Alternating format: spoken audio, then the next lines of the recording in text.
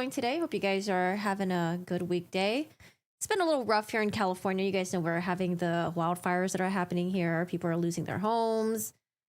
It's been really sad over here. But I hope you guys are doing well. You know, as you can see, we're safe at the moment, which I think we should be okay because I think the winds are dying down this week. But I wanted to talk about Shari Franke's book. I got it last week. Amazon delivered it pretty quickly to me, and I had about a week to read it, and I finally finished it. But I wanted to discuss with you guys parts of the book, and it's just overall just a very, very sad book to read. And I wonder if any of you guys read it yet. So I just want to know what your guys' thoughts on it. But hello, hello. I hope everyone's doing well today. It's kind of weird to stream without having this screen up. I don't like it when I have like my entire face on the video. So yeah, we're just gonna be stuck on this screen. Just gonna be staring at me. But I read Shari Franke's book. It's available on Amazon, and also there is an Audible that's available as well, where she reads it to you. She narrates it. You can hear it in her own tone, which I think would be really cool. I didn't know about it. I just read the book when I got it. I saw today when I was looking up the pictures of the cover of the book where I was like, oh, wait, she did an Audible thing. I think it'd be really cool. So you guys should definitely check it out. Get her book if you can. Like I said, it's on Amazon. Or if you're one of those like people that like to multitask, you know, like to do things, have things in the background, get her Audible. Because I think it'd be really cool to hear her own story in her own voice. That way, because like when I was reading the book, I felt like the words, like they did such a good job. Her team, the words on the pages were just so palpable that you could just really feel her intense like pain, the sadness that she felt towards her family, mom, disappointment with Kevin Franke, or you know, her fear with this guy in the book that you'll learn about who was essentially a predator and just a horrible fucking person. Hey Paul, how are you doing today? Hello, hello. Is this a Ruby relative or have I missed stuff? Ruby Franke is the mother of Shari Franke. So Shari Franke wrote a book recently, and essentially mostly just details about her childhood, how it felt growing up with Ruby Franke as your mother, you know, being in the Franke household. Because if you guys don't know about Ruby Franke and the Ink Passengers, they were a very huge channel on YouTube. I don't know how many subscribers they had until the channel was ultimately shut down. I think maybe over like 2.5 million, maybe 3, maybe even more than that. I'm not really quite sure. But they amass a huge following on YouTube and essentially would just show, you know, just like home stuff, right? Like, hi, I'm a mom. I do this for my kids. We have these activities together. But it was just like every aspect of your child's life was just being filmed, put on YouTube for millions to see. And that's just something that's not really natural. Because imagine like growing up, right? Like when I was growing up, we didn't really have social media. We had, I think like Zanga was a thing when I was like middle school. And then it was like MySpace. And then finally it blew up into like Facebook, right? But growing up, we didn't really put our lives out on the internet. We sort of did in vlogs. There was like some pictures, or not vlogs, blogs. And there were some pictures that you can upload, but it didn't really feel super invasive. It just felt like a network of just you, your friends, and maybe like people within the surrounding area, like, you know, schools in the area. And you were sharing stuff. It was kind of like a diary entry. But it's not like what social media is today. So imagine growing up, you know, as a teenager and your life is all over YouTube, on TikTok, whatever it is.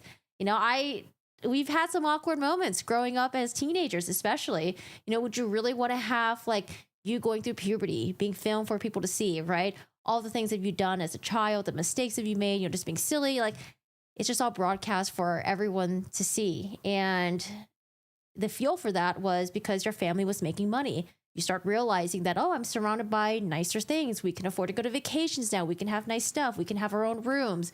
You know, all of that is nice, but you're really losing out on childhood. You know, you got your parents like pushing the camera in your face and stuff like that. It's crazy. Hey, oh, did you get to listen to it? I'm glad. Yeah, I was hoping that some of you guys have gotten to read the book or listen to the Audible.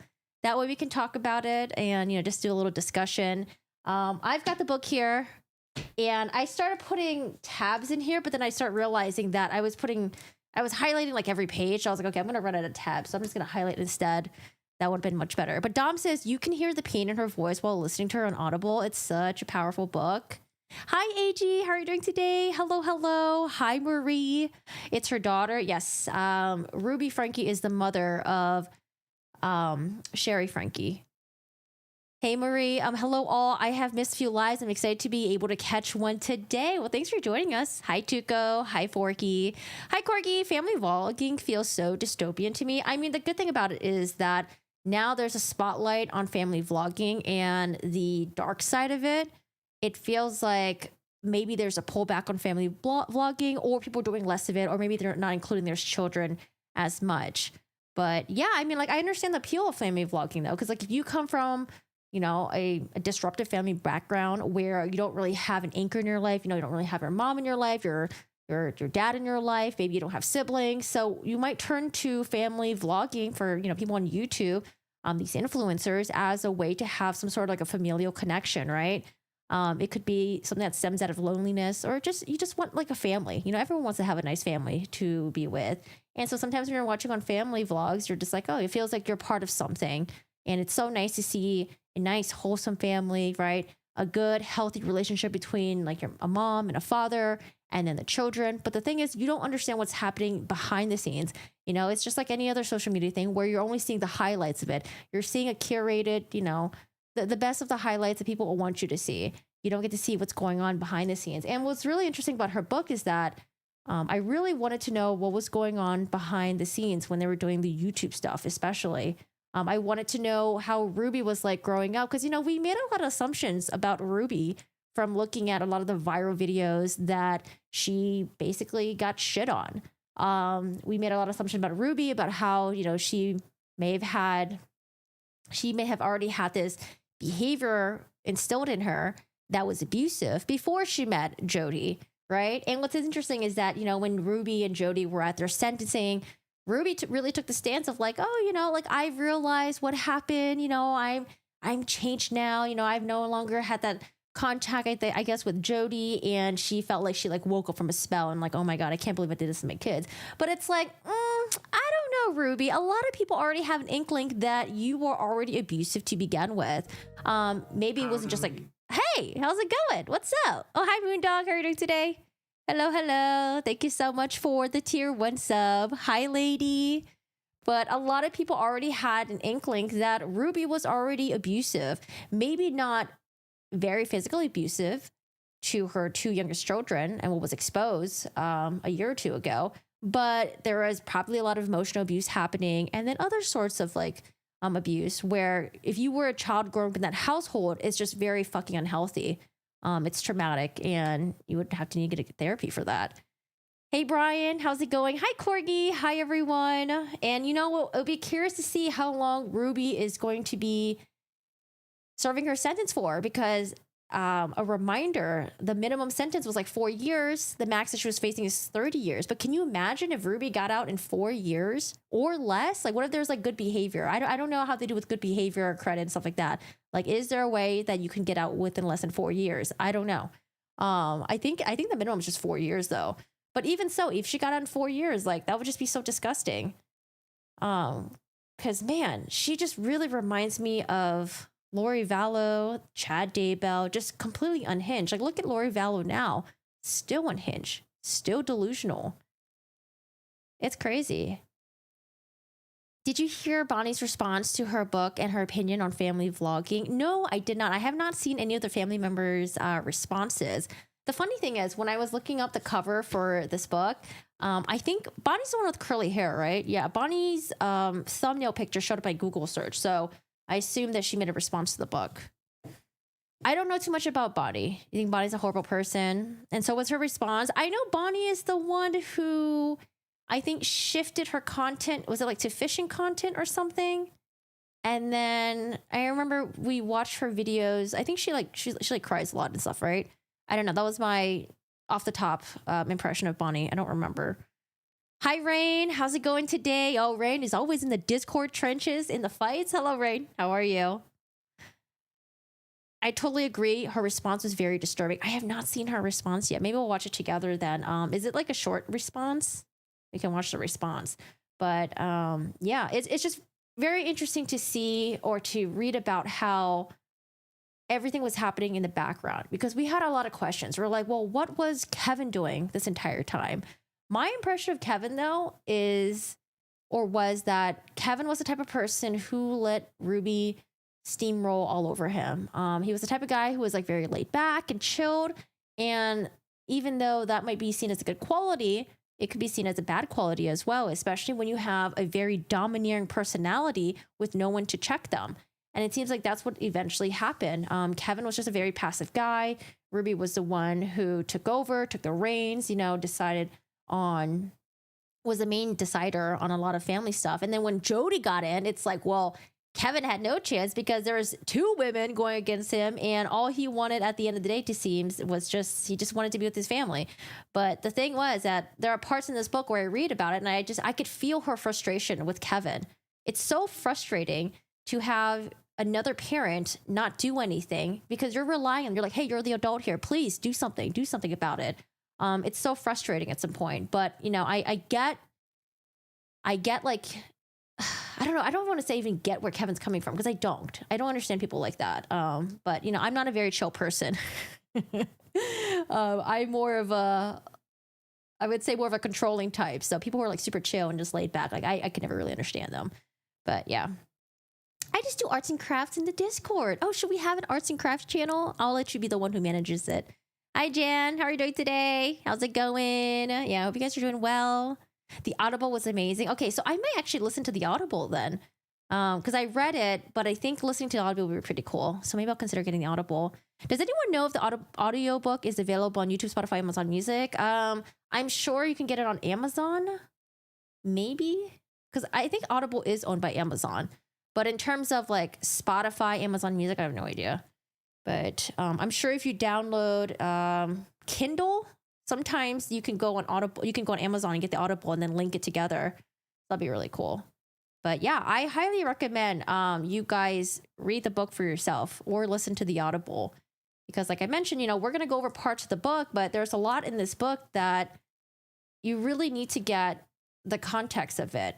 And it's kind of like a slow escalating frustration that you as a reader, it starts resonating with you. Like you start feeling like you're Shari yourself. Like, I don't know. It's just so frustrating. But there's a lot in this book that I can really relate to. Not exactly, the same traumatic experiences as Shari, but there's parts of it where I can just really relate to pieces of it. Because I'll have like, friends or family who have like really domineering moms. Luckily for me, I don't know. My mom was more like the Kevin Franke. So my mom was the Kevin Franke. That was the person I was frustrated with growing up. And then the Ruby Franke was more like my mom's boyfriend. And so I could totally understand the frustration that she felt towards her parents. And then leaning on to the parent that, you were hoping to protect you the most and they failed you at the end of the day. But I'm glad that we got to the end of the book. I'm glad that she was able to rekindle her relationship with Kevin Franke. And I feel like, Kevin Franke probably has a lot of regrets. He probably goes to bed every night thinking, what if I did this? What if I did that? Could I have done better? Could I have protected my kids? I'm sure he has a lot of regrets, but I'm glad that she was able to rekindle her relationship with Kevin. Now, I was worried about the surrounding family members. I was worried that she would be pressured into forgiving Ruby by Kevin or some of her family members, because I was really hoping that they wouldn't just be like, oh, let's just brush this under the rug. It's a new beginning now. Like, you should forgive Ruby. She's your mother after all. Like, I hate hearing shit like that. So it seems like, I don't know, Shari Franke seems to be in a really good place, and I'm really happy for her. Super happy. So would I end up in the Discord and no suitcases, Dad. No suitcases. Yeah, I will keep the suitcases away from you, okay, Rain? Oh, Audible's on Amazon, but it's an extra subscription. Oh, is that how it works? I think for me, I have a Kindle subscription, but then I have access to some Audibles as well. Yeah, you know what? You might need to have a subscription. I actually don't know. Ruby was abusive to begin with. Yeah, there was a lot of behind the scenes questions that I had. There's a lot of questions that I had about the behind the scenes stuff. And I felt like she did a really good job at answering the questions. So yeah, we're going to go over the book. Hi, Kay. Hello, Corgi. So glad you guys are okay. I know, me too. It's been so stressful. I can't imagine waking up one day and just losing your entire house. There's a YouTuber that I watch named Benji Plant, and I met him like twice. One was like accidental, and I met his partner as well, Chris, and they're just like super sweet. They both do content on YouTube. Benji does interior design. He does like plant care. And it's just so sad to see that all that is just gone. You know, it's in flames, and now it's just nothing left but just ashes. I don't know. It's super sad to see all the shit that's happening. But you know what? The thing about that I'm really surprised is that as much as there was some negative coverage happening in LA, you know, with some of the crazy people here, some of the looters, some people were starting fires and stuff like that. For the most part, it's been overall just generally very positive. Like a lot of people coming out to help with donations, a lot of people coming out to like volunteer and stuff like that. So I'm glad to see that a lot of people are really trying to band together. But yeah, it's been crazy here. I'm like, should I be living here? Because one of the fires was getting not like super close to us, but it was like sort of coming our direction, and I was a little worried about that fire, even though we're more in the residential area, not like near the wildlife area. But there is a giant dry ass like mountain hill hiking trail behind me, and I was like, oh my gosh, I just hope that doesn't catch on fire, because you know it's really close to me. It's super close. Melissa, all the Griffiths are bad. I don't know anything about the family members. I only know what you guys tell me, but I haven't watched Eight Passengers, nor do I watch any of the other family members. But I know people have a lot of very strong feelings about the family members, the aunts, and they're like, oh, you know, how come they didn't do anything? But I mean, it just makes sense that, you know, Ruby cut out everyone in her life.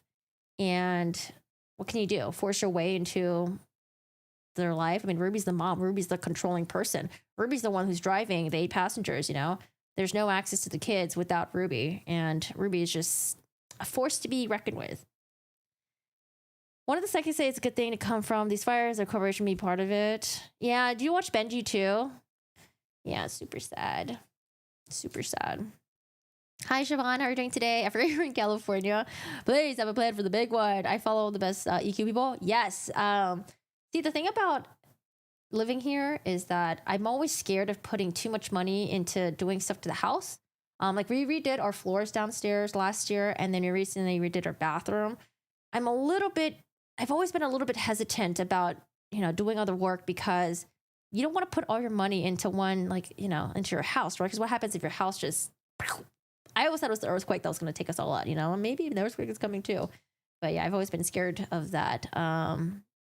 You know, it's just one of those things where you just take a risk, you know. Do I have my quick exit bag ready? No, I do not. I think we're okay. We're pretty far enough. But again, you know, we're just keeping an eye on like the wind stuff, because the winds did start picking up this week. But it seems like the fires are heading up like north area. But I mean, I just feel so bad for the residents up there, because they probably thought they were in the clear because the fire was heading south, and then now it's going back up north. And yeah, it's wild. Bonnie did mention in her latest video that Jodi had always been the odd one among the siblings. I forgot that Ruby was the oldest. Ruby was the oldest. Wait, you mean Ruby, right? Not Jodi? Jodi is the therapist. The therapist. So, in this book, we learn a lot of things. We learn about the relationship between Ruby and Jodi. Essentially, a lot of people had, you know, there's rumors and speculations about what really was their relationship between the two of them. Were they lovers? Then we get to kind of really understand about the family. So how the family got into the YouTube stuff, how the Griffith family were essentially cut off from having any contact with Ruby and her family. And there's a lot of like this book really helps fill in a lot of gaps. Because like I mentioned, the whole Ruby Franke thing is just, it's just so disturbing. You know, it really does get worse. That's just so she can distance herself from the situation. Ruby, not Jodi. Yeah, I was like, wait a second. Are there more people in there that I don't know? Yeah, it's okay. I mean, they're both monsters. It's easy to get them mixed up. All right, so I got my notes here. I think we're going to go through probably about like halfway through the book. And like I mentioned before, you guys should definitely get this book on Amazon, order it, get it on Kindle. Get the Audible, because the cool thing with the Audible is that she narrates it. So I'm considering listening to the Audible so I can hear it in her own voice. Hi, Heather. How are you doing today? How's it going? Hello, hello. All right, we start with chapter 1, Sealed. So in this chapter, we learned about the background story of Ruby, Kevin, basically how they met, how they got married. The wild thing about this is that I didn't know they got married within 2 years. No, not 2 years. 2 years. Within, I think, 2 weeks of meeting each other. Like they were moving along really, really fast, which is wild. So Ruby, she was born in January 18, 1982 from Logan, Utah. She was the first children of 5 to Chad and Jennifer Griffiths, whose family has already been a devout members of the Church of Jesus Christ of Latter-day Saints for generations. Oh, by the way, did you guys watch Heretic by any chance? Oh my gosh. Heretic is this new A24 movie that is now, I think it's out in theaters, but I think it's out now. Where the two main characters, they're from the LDS, and they basically knock on this guy's door, Hugh Grant, and they go through this whole, I don't know, it's such a wild, crazy movie. Not as crazy as Substance though with Demi Moore, but I really enjoyed it. Hope you guys can check it out. Oh, Heather, I'm so sorry to hear that. Are you in California right now? Just so the situation. Yeah, I'm so sorry to hear about that, Heather. It's so sad to see like the houses, neighborhoods, communities just charred, nothing left. I do agree with you on some of that. She truly tried to imagine, just justifying her own channel by saying she asked her kids if they want to be a part of it. Is she doing like a lot of like retro kind of like, what's the word that I'm looking for? What's the word I'm looking for? Not retro management, where it's kind of like, oh, but you know, like, you guys shouldn't trash me because I have been asking the kids if they want to be part of the channel and they all consented to it. I don't know. How old are her kids though? How old are her kids? I feel like parents can have a lot of control. Oh, you're in Canada? Are there fires happening in Canada as well? There's this app that we downloaded and you can actually zoom out to see if there's other fires. There were also fires, like I think like mini fires though, but I was like zooming out like Arizona, Nevada, some fires over there. I watched it in the theaters. Oh, did you? I thought you didn't like horror movie. Yeah, I think it's out on the streaming. I think it's out right now, but you have to pay for it. It was a weird role for what? I thought it was perfect for him. You're used to seeing Hugh in rom-com lovey-dovey type of roles. No, he's been in like some serious stuff. He was in this TV show with Nicole Kidman where he played as the guy who was accused of murdering his mistress. And yeah, it was pretty dark. I think it was on HBO. You should definitely check it out. It was with Nicole Kidman and Hugh Grant. Hi, Kay. How are you doing today? I'm sure it's a religious thing, but getting married 2 weeks after a meeting could be a bad sign for the future. Yeah, it's a little bit wild. A little bit wild. As the eldest in a strict conservative home, Ruby's childhood was less about play and more about responsibility. She was tasked with helping to raise her youngest siblings. I can easily imagine a young Ruby, spine straight, eyes determined, navigating her family's expectations with a sense of righteous purpose, eagerly anticipating the day when she would have a family of her own, relishing the thought of finally being able to make the rules and shape her home exactly as she saw fit. For Ruby, motherhood wasn't just a future role. It was a pinnacle of her aspirations. The one thing that she'd always wanted for herself above all else, which to me, I mean, honestly, if you're the type of person who lived by rules and you thrived in control, I can imagine why you want to start a household where, you know, when you start having your own mini-me's, what can you do? You can control them. You're basically the arbiter of the rules. And I think that for Ruby just gave her a sense of purpose. So this is just basically a background of trying to understand Ruby. So now we're in the year of 2000. Ruby's 18 years old at this point, where she's at the Utah State University camp. However, she had one thing in her mind: manhunting. Yes, she chosen accounting as her major, but college was never really about learning for Ruby. It was about finding a mate so that she can get married, start a family, and begin fulfilling her divine purpose ASAP. And so this is where we learn about Kevin Franke. So Kevin Franke was a senior. He was living on campus at the time, about, I think, 4 years older than Ruby Franke. So he was 22. Now, Kevin was described as someone who had a very laid back aura. He had no interest. Ruby had no interest in power struggles after all. What she needed was someone relaxed enough to let her take the reins without too much resistance. A co-pilot content to let her navigate their shared journey, pay the bills, and give her the children that she longed for. And I think that is a perfect description of Kevin Franke, because it would explain why there was his absence, during the time where his family probably needed it most. You know, I know that he was being controlled by Jodie Hildebrandt and stuff like that, but still, Kevin Franke was always there with the family before Jodi even came in the picture, right? So Kevin was born on October 9, 1978 in Ogden, Utah. Kevin was the youngest of 7 siblings. So I think that's very interesting to kind of look at. So we have Ruby here, who was the oldest, probably the bossy one, right? Then we have Kevin here, who was the youngest. He probably didn't have any younger siblings to boss around, and maybe he was used to being telling what to do. So that's kind of interesting to see. We have the oldest marrying the youngest, trailing his nearest brother by a full 12 years.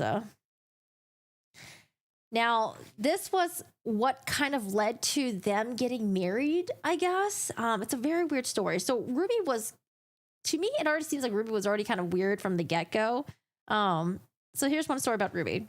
One evening, Kevin was sitting next to Ruby, holding her hand under a blanket as they watched a movie with some friends. Kevin couldn't care less what was happening on the screen. All he can think about was her softness of her skin. I know this person get a little bit cringe, but you got to remember that they're young, they're in love, possibly, maybe. Okay, so it's gonna be a little cringe here, and like think about Ruby in this way. It's just kind of like, ugh, but bear through it. You guys can do it. All he could think about was the softness of her skin, the gentle pressure of her grip, the occasional brush of her thumb across his knuckles. Each sensation was electric, sending shivers up his arm and straight to his core. Then Kevin glanced over and noticed another guy, one of Ruby's admirers, sitting way too close to her on her other side. His stomach dropped when he realized Ruby was holding this guy's hands under the blanket too. Usually so level-headed, Kevin jumped up, his face burning, his heart racing.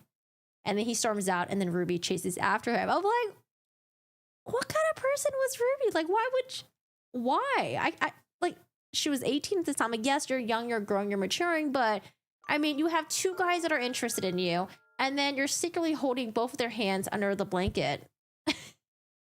And like maybe I don't know. She grew up in a very religious household. I don't see how this could be acceptable in any way. Like, that just, she did out there hoeing. So here's what happened the next day. Kevin ended up talking to Ruby and laid down the law. No more holding hands with other guys, period. Ruby, attracted to his passion for her, fast-tracked Kevin to meet the Griffiths, her parents and toughest critics. They approved. Kevin, in turn, introduced Ruby to meet his parents, the Frankes, who thought Ruby seemed like a lovely young lady. Perfect for their son. 2 weeks after the day they met, Ruby cut to the chase. So are we getting married? She asked.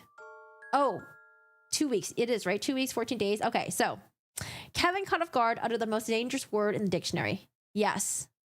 I can't believe it. In just 14 days, they had gone from strangers to engaged. All right, so I guess it's not the same thing as married, but still, like getting engaged within 2 weeks of knowing someone. Oh boy, I don't know. Like, even when I hear people getting engaged after like a year or 2 and like they haven't lived with each other yet, I'm like, man, how do you know who you're like marrying? Especially when you move in with someone, you could be living with like a complete monster. And when I say monster, I don't mean like a serial killer or anything like that. I mean like someone who is dirty as fuck and you're just like, oh my God, this person has like gross habits. I don't know how I'm going to be able to deal with this. Wild. But it happens. And sometimes it happens and it works out, right? But for this, it's just like, damn it, 2 weeks after getting engaged, that just seems really, really crazy to me. Now, at this point, Shari is born, and Shari talks about essentially what it was like having Ruby as a mother. Now, we're obviously going to get that entire narrative throughout the entire book. However, it's interesting to hear how Ruby treated Shari even when she was a baby. Because usually, like, when you have your first baby, you might spoil your baby a little bit. You're, like, fawning over your first child. But no, not Ruby. It seems like Ruby kind of already had she was already a hard ass to begin with. So Ruby didn't believe in comforting me when I was a baby. Not in the way most parents do. Why would she? Her family's philosophy has always been it doesn't hurt a baby to cry things out. Which I understand, but it depends on, do you take it too far? Babies shouldn't be coddled. Tantrums should not be tolerated. It's for their own good, so they know who's their boss. And when they grow up, they can learn to handle whatever life throws at them without being weak, losers, or crybabies. Yet, ironically, my earliest memories of Ruby are crying. Oh, my earliest memories are of Ruby crying. She had tears for every occasion, joy, sorrow, boredom. It doesn't matter. Ruby wept through it all, a woman perpetually at odds with her own equilibrium. Perhaps that's why she wanted so many children, a set of Russian nesting dolls, each one slightly smaller version of the last to absorb the tsunami of her raging emotions. For what better way to fill the gaping void than to surround yourself with adoring little mini-me's? Interesting, though, how someone who cried so much seemed entirely immune to the tears of others, including mine. Because I wasn't sure if Ruby was initially doting on Shari when she was first born, maybe her first children, but then at some point when she started having like her fourth children, fifth children, sixth children, she started getting overwhelmed, and maybe at some point she was like, oh my god, this is like crazy, and like maybe she just became more immune to feeling like emotional love for her children or something. I don't know, but it seems like she was already like this from the get-go. If my tears had been met with comfort instead of calculated indifference, would I have grown into someone more open, less guarded? This chapter is pretty sad. All the chapters are really sad, but this one is titled, Mommy Isn't Very Nice to Me. So here she talks about how Ruby initially started on the internet. So it all started with not on YouTube. It all started with her having a blog, and blogs were pretty big back then. So like there was like fashion blogs, there was like cooking blogs. I guess there was like family blogs as well. But with Ruby, what she would do was she would have these like recipe blogs, right? Now, in her blogs, I think something about Shari tells me that she was already kind of like very intuitive from the get-go. Like she was the type of person who was like, very young. At a very young age, she was able to kind of like understand the adults around her, probably because she had to act in as an adult herself rather than really be a child. So here's one of Ruby's blogs. My main goal for this blog is to journal our family's growth and experiences. Ruby proclaimed on her new shiny blogger profile. I want my children to have a place on the internet to go and enjoy reading about themselves to see how they've progressed. Yeah, look at how it all ended up now. I don't think any of her children would ever revisit any of the vlogs that they made, even go back to any of the blogs that were written about them, because if anything, look at the progress of Ruby. Ruby went from, this like fake, very fake, like, I'm mother of the year type of person to being an abuser who is now jailed. So it'll be interesting for Ruby to, really reflect back on how she started and where she ended up right now. But I don't know. With Ruby, I do get Lori Vallow vibes where I do think that she lives in delusions. She's going to need a lot of therapy to really, get her out of that.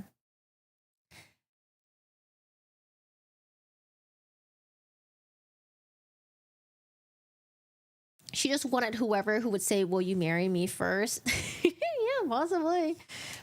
And she found that one person. So she had a recipe-filled blog. She wanted to forge a connection with people by sharing her recipes for raspberry butter, honey lime chicken, and trail mix cookies, painting a picture of a home filled with constant aroma of freshly baked bread and a lovingly prepared meals. The truth is, I'm not sure she ever made those dishes. Sure, Ruby was always baking something, but most of the recipes on Good Looking Home Cooking, that was her blog page, by the way, were aspirational rather than realistic, part of an image, that of a smiling, flour smudge mama. I think there is a picture of Ruby in the kitchen where she's got like flour smudge on her. It's like her in the moment, she's like cooking or something. And, on the internet, it looks like a really good picture, but, a lot of that stuff usually is curated. A flower smudge mama, the gaggle of cherubs gathered around the table. Even at this early stage of her online career, Ruby was showing her willingness to sacrifice authenticity on the altar of appearances. She's not the only one. There's a lot of people who do that. So it seems like Ruby had always had this very strict parenting instilled within her. So obviously it was probably because of like how her parents were. It seems like that was kind of like hinted at. But we don't really get too much of like Ruby's childhood or anything like that. But Ruby would have Shari wake up 6 a.m., sit in front of the piano and basically demand her to play the piano. And whenever, Shari wasn't performing to Ruby's liking, Ruby would essentially, start hitting her, yelling at her, berating her, and things like that. I quickly learned that anything less than unbridled enthusiasm would trigger Ruby into a rage. One hint of displeasure in my face, and whack, a smack on my arm, a flick to my lips, a flick to my lips, or a sharp tug on my ear. I rarely cried when Ruby punished me. Only one person in this house was allowed to shed tears, and it wasn't me. So I kept quiet, maintained a neutral expression. But beneath the calm exterior, a realization was taking root. Mommy isn't very nice to me. And I don't know if this is just attributable, because like initially I was just like, okay, well, young mothers maybe are still kind of like maturing. Like imagine being in your 20s and having children, you know? Like when I was in my 20s, like I was very impatient, very immature, and I couldn't imagine trying to discipline a kid, right? So for Ruby, you know, it's probably a combination of like all the things. Like she was very young, she's very mature, but at the same time, you know, she already had this like instilled strictness within her, and she probably didn't think that she was problematic at all. Mommy, I'd whimper, padding into my parents' room late at night, my stuffed horse, Bubbles, clutched to my chest. My tummy hurts again. I would plead with Ruby to leave the lights on when I went to bed, but she had no time for my antics. No, Shari, you need to learn to sleep in the dark. There are no demons in my house. She was wrong, of course. There was certainly one. Yeah, and I wonder who that one demon is. And then eventually became 2 demons living in that house. Now, it's so sad to hear just exactly how fearful she was of Ruby. I'm not even going to call her mother, of Ruby. Because there's this one time where, you know, she's with her piano recital piano teacher, and she went through the notes, and Ruby had already said that, like, oh, you're good enough to play. You're good. Like, you've got my approval. Like, you've done this music sheet. You're good, right? There was a piano teacher who basically told Shari, oh, you know, you're not really quite there yet, sweetie, the teacher, after hearing me play. Let's work on it for 1 more week. Hot tears pricked the corner of my eyes. I squirmed in my seat as my teacher looked at me quizzically, unused to seeing such intense reaction from a 5-year-old. What's the matter, Shari? She asked. It's just my mom thinks I'm ready, I said, voice quavering. My teacher, sensing that Pandora's box had just been opened, chose wisely to shut it. Okay, never mind. Here's a sticker. Well done. You're doing great. Next piece, new piece next week. And so it's just so wild to hear at such a young age of 5 years old that she was already so scared of Ruby. You know, she didn't want to go against Ruby, even if there was like another adult or another like sort of authority figure. Still did not want to go against Ruby whatsoever. She didn't want anyone to contradict Ruby because she knew that she would probably be on the brunt end of it, of the anger.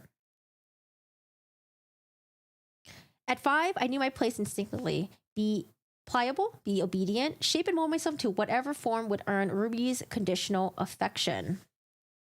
Today, the mere thought of sitting at a piano triggers some of my earliest and deepest anxieties, all tied to my mother. It's a shame how the most beautiful things, even music, can be ruined by the shadows of our past. And yeah, that's really sad, because something as innocuous and benign as a piano or music could just easily trigger her into remembering all the times where she was forced to sit in front of a piano and she had to play. And then she would have Ruby next to her, berating her, hitting her, smacking her, stuff like that. Yeah, it's just like super sad. And that also reminds me of, I mean, I always mention this, but it really stuck with me when they were doing the victim impact statements, and, you know, George Torres's family member went up there and was like, yeah, I can't look at a suitcase the same way again. Every time I look at the suitcase, I think of George. When I zip up the suitcase, I don't zip up the suitcase all the way. I leave enough room just so if there was someone in there, they can get out. So these are the things that, you know, these victims go through, and super sad. Okay, now, if you guys remember Pam Bochner, I don't think Pam Bochner comes up yet, but you guys remember with Pam Bochner how when they went to go find the 2 older sisters and they were trying to locate them when the 2 youngest siblings were found abused at Jodie Hildebrandt's house. And so where did they find the 2 older siblings? Well, they were with, the 2 older sisters. They were with Pam Bochner. And Pam Bochner was like, yeah, like, you know, I had guests coming over and I asked if I can borrow the 2 kids to have them come over and clean my house. I don't know if it's like a Mormon thing or if it was like a connections things where you would just have your kids just clean your house for you and just basically do, I mean, like there's chores, yes, but then there's like using them as like, I don't know, like housework, you know? I don't know. I have no issues with chores. I have no issues with teaching kids how to keep a place clean, but using people's kids to be like your housemates, yeah, pretty fucking weird. Hey, Yoshi. Hi, Go Lucky. How are you doing today? Hi, Lycan. Hello, hello. Well, not quite an update, but her daughter, Shari Franke, has written a book, and I wanted to cover it. But with Ruby and Jodie Hildebrandt, they are still in prison, and we don't know when they're going to get out. But yeah, minimum 4 years. I hope they are in there for like 10 to 15 years minimum, at least. Same. I'm in my 40s and the thought of kids is terrifying. I'm 24, about to be 25 next month. The thought of kids irritates me. Irritates? Why irritates? Journey from raspberry butter to recipe of making chili paste to torture kids. Actually, you know, when I was in my 20s, I didn't like kids. I was like, ugh, kids, annoying. Hi, Patty Cat. How are you doing today? Hello.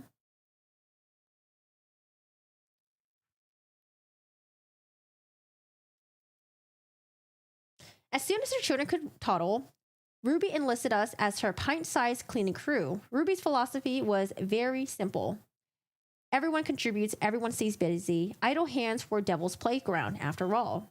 One of her favorite antics was a cleaning blitz. She gathered all... What is that noise? Am I ringing my doorbell?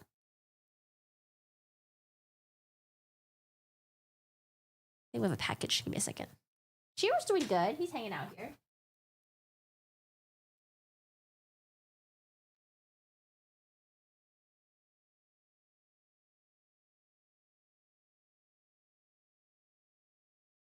Oh, I think that was the mailman, possibly.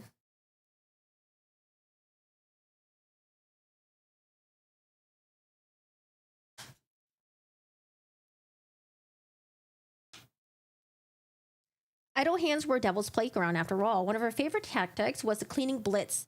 She gathered all us in a glint of her eye and announced, "All right, troops, I'm setting the timer for 1 hour. We're going to clean this house from top to bottom. Ready, set, go." We'd all scatter and whirlwind of dusting, scrubbing, tidying. It was chaotic, exhausting, and weirdly exhilarating. I don't mind being mommy's little helper, taking charge of my siblings to assist in our increasingly demanding domestic life. She mentioned that money was very tight, but Kevin's career as a geotechnical engineer was on the rise. He was generally fascinated by plate tectonics and earth liquefaction, immersing himself in an academic world where changes happen on a geological scale. So Ruby was at home taking care of the children. Kevin was the moneymaker. We're now in chapter 5. So chapter 5, we start learning a little bit about how the YouTube thing started. It was because Ruby's sister started to post videos on YouTube, and Ruby saw that, you know, starting to get views, starting to make money off of that, and she wanted to do the same as well. As she spoke, I couldn't help but think about my aunts who had started filming themselves with janky cameras, putting videos on the internet and making money out of it. We watched some of the videos together, and I wondered what it would look like if my mom started filming herself for YouTube too, like them. No, I thought, she probably wouldn't want to see people how angry she is all the time.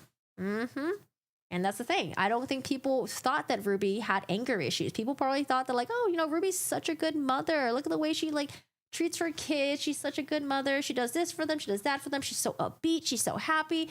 But then behind the scenes, she was this person who was extremely, very volatile, mercurial, angry. And they were basically tiptoeing around her to make sure that they weren't getting in trouble and they wouldn't get hit by her. Ruby was always angry with us, constantly on edge, primed to blow, no matter how small the irritation. I probably could have handled her blustering if it weren't for the edge of cruelty that often colored her rages.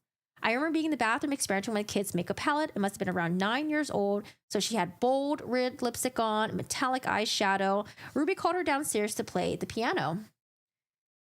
Grudgingly, I took my place at the piano. I played the notes mechanically, but I couldn't bring myself to sing. "Shari, why on earth aren't you singing?" she snapped, her fingers stepping at the keys. "I don't know, Mom." My voice was barely a whisper. "Maybe you have so much makeup on your face that you've forgotten how to listen to your mother," she said, her voice dripping with disdain. "Perhaps I should smack it all off." Ruby's hand would always find its way to my face, a sharp sting of displeasure delivered with precision. Her slaps were calibrated never hard enough to leave bruises, at least on me, but always sufficient to instill fear. In her twisted logic, she was molding obedience, sculpting compliance with each stinging blow. I also think we were just her punching bag, a way for her to release her anger. She always seemed calmer once she had blown off steam on one of us. So it's basically just this vicious cycle. She gets really angry, she gets pent up, but Ruby has issues with emotional regulation. So what does? She takes it on her fucking kids. And the moment that she hits them, she feels better about herself. Super fucking sad to have to deal with a parent who's like this. But you know what? Ruby, it's not like Ruby didn't know what she was doing was wrong, because obviously she knew what she was doing was wrong because she didn't show it on video, you know? She didn't show it on YouTube. She knows. There's this one time where Chad had pranked Shari. So Chad had like a knack for pranking members of the family. And so Chad pranked Shari pretty bad in my opinion. I think he like cut off like a chunk of her hair, and so this is what Ruby does. Ruby takes Chad, takes him to the bathroom, marches him in there with a buzzer. The bathroom door swung open and Chad shuffled out. His head hung low. Ruby had buzzed a thick, uneven stripe down the center of his head, leaving him with a harsh reverse mohawk. Tuft of his hair stuck out at odd angles, making him look like a plucked chicken. How the fuck? I don't understand. So, like, I know, like, Kevin Franke's, like, busy at work and all that stuff. But, like, when he came home, do you not think it was really fucking weird that you came home and, like, your wife just, like, destroyed your son's hair? Like, that to me is just, like, a really fucking weird punishment. There, Ruby said, satisfied with her work. Maybe next time you'll think twice before you decide to play barber. She looked at me, her eyes hard, and let that be a lesson to you too, Shari. In this house, we don't make excuses for other people's bad behavior. So obviously, you know, her having her hair cut by Chad was a really bad thing. But when she realized what trouble her brother was about to be in, what does she do? She tries to back her brother. And so now they're both essentially getting punished. But like, I don't know. It's like this whole like emotional abuse that's happening. It's wild because it's like, she's punishing Chad by cutting off chunks of his hair. But at the same time, it's like, look at what you made me do. It makes Shari feel bad. It makes Chad feel bad. I don't know. It's just like, it's so crazy. And these are just like such young children. We don't make excuses for other people's bad behavior. I nodded mutely, my throat too tight to speak. When Ruby went downstairs, I gathered my brother into my arms, stroking his ragged hair. I'm sorry, Chad, I whispered, feeling a sense of crush of guilt. So crazy. My mom was the queen of psychotic streaming and throwing things at us, but the phone rang and it was like a fucking switch. It was scary how quick she would change. Yeah. I remember we would get in trouble because like my mom was like a little bit crazy. I think like halfway she kind of like chilled out. But yeah, she's like snap like crazy. I remember when we would spill water and she would just like blow up on us. I can't imagine now. A child spills water. It's just fucking water. I mean, juice sucks too. Soda sucks. It's sticky. Clean it up, whatever. But like, it's an accident at the end of the day, right? We literally would spill water and then she would just like blow up on us, right? And so I remember when there was a girl that was like living with us. She also spilled water. And I was like, oh, how come you didn't yell at her? How come she's not in trouble? My mom didn't say shit. Or she might have tried to make an excuse for something. But the boomerang chancla, yeah, man, we had anything within arm's reach was yeah. That you might get hit with that. That's something you might get hit with. All right, so now we are in, what chapter are we in? Chapter 7, Refuge. What are my notes for here?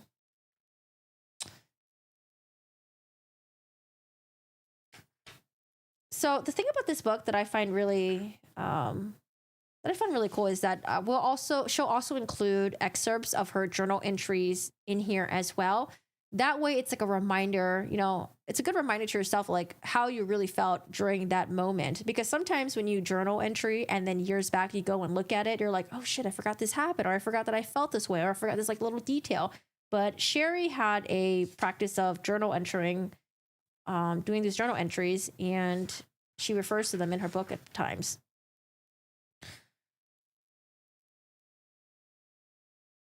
So remember how Ruby and Jodi had the kids do physical labor?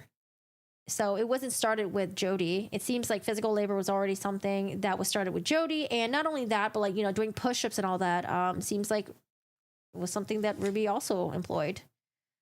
She writes this in her journal entry. I'm so mad at my mom sometimes. Whenever she helps me practice piano, she promised not to yell. By the time that we're done, she's screaming at the top of her lungs. She's so stressed, uptight, and strict that it's impossible for her to have fun or really relax when she's around. Now, I wonder if it's because Ruby, I don't know if Ruby really had friends. I wonder if it's because Ruby spent so much time around children that she just forgot what it felt like to be around adults. And so maybe she expected her children to be adults because she had no adult interaction. You know, but these are children. They're growing up. I don't know if Ruby just like spent a lot of time just staying at home all day, no interaction with other adults, being around kids, and she would just be really frustrated. Like, yeah, it's probably really fucking hard to be a stay-at-home mom, taking care of, you know, one child, two children, three, four, five. But then like she had like six, right? That's a lot of kids to be taken care of. And I'm not giving her that as an excuse, but I'm just saying that like she probably expected her children to act like adults because she wanted to have that adult companion. Mom has become obsessed with this place called West Point Military Academy. So West Point Military Academy, is that what they sent Chad to? No, right? They sent Chad to the Anasazi camp, I think. West Point Military Academy, which means she now punishes by making us conditions like soldiers. For example, earlier today, she got mad at Chad for me for not putting away the clothes. So she punished us by making us run the block 5 times. Then at dinner, Chad was hiding and refusing to help me clear the table, so Ruby made us both do push-ups. Chad was shirking his responsibilities, me for not being enough of a leader. We're now in part 2 of the book called The Ship of Fools. I think this is where their YouTube channel starts, and I think things are really... Oh, this is when she starts her YouTube channel. Chapter 8 is A Star is Born. So at this point, Ruby is 30 years old. She's got 6 kids. Last baby had been weaned, and the Franke family was now complete. Ruby's sister, Ellie and Bonnie, were already finding success on YouTube as content creators. There's a 4th sister, right? There's Ruby, Ellie, Bonnie, and who's the 4th sister? You guys remember? What was her name again? Ellie, Bonnie, Ruby. I don't remember. You guys can remind me. West Point is the officer school for the U.S. Army. I wonder... West Point. I wonder if that's where Dennis went to. How did the kids turn out so smart with them as parents? Yeah, I mean, there are people that go through traumatic shit, and it really takes a huge, they take a huge dive in their life. Sometimes they choose a different course in their life where they end up being, unproductive people. Yeah, I don't know. It's amazing how Shari came out of this so strong. With all the shit that she's gone through, having Ruby as her mother and stuff like that. It's amazing to see what kind of person Shari is now. Oh, Julie. Yeah, thank you. Julie. They all do the vlogging thing, right? I think they do. Ruby's sister Ellie and Bonnie were already finding success on YouTube as content creators. Ellie's channel, Ellie and Jared, launched in 2011, was particularly thriving, documenting her struggles with infertility. Ellie's vlogs, short for video blog, had built the following of women who saw their own longing reflected in her journey, filling her comment section with the messages of support and solidarity, holding their collective breath with each new treatment cycle. When Ellie finally got pregnant after 3 years of trying and posting about it 3 times a week, her vlog hit 1,000 subscribers. In the vlogging world, this was a significant milestone and meant YouTube started to take her seriously, opening doors for monetization through advertising, sponsorships, merchandise sales. From there, Ellie's subscriber base had grown exponentially, and with it, her income. I actually thought Ruby was the one who started the YouTube stuff first, and then people saw how successful it was, and then all her family members jumped on. But it seems like Ruby was the last person to join this. Or maybe it was Julie.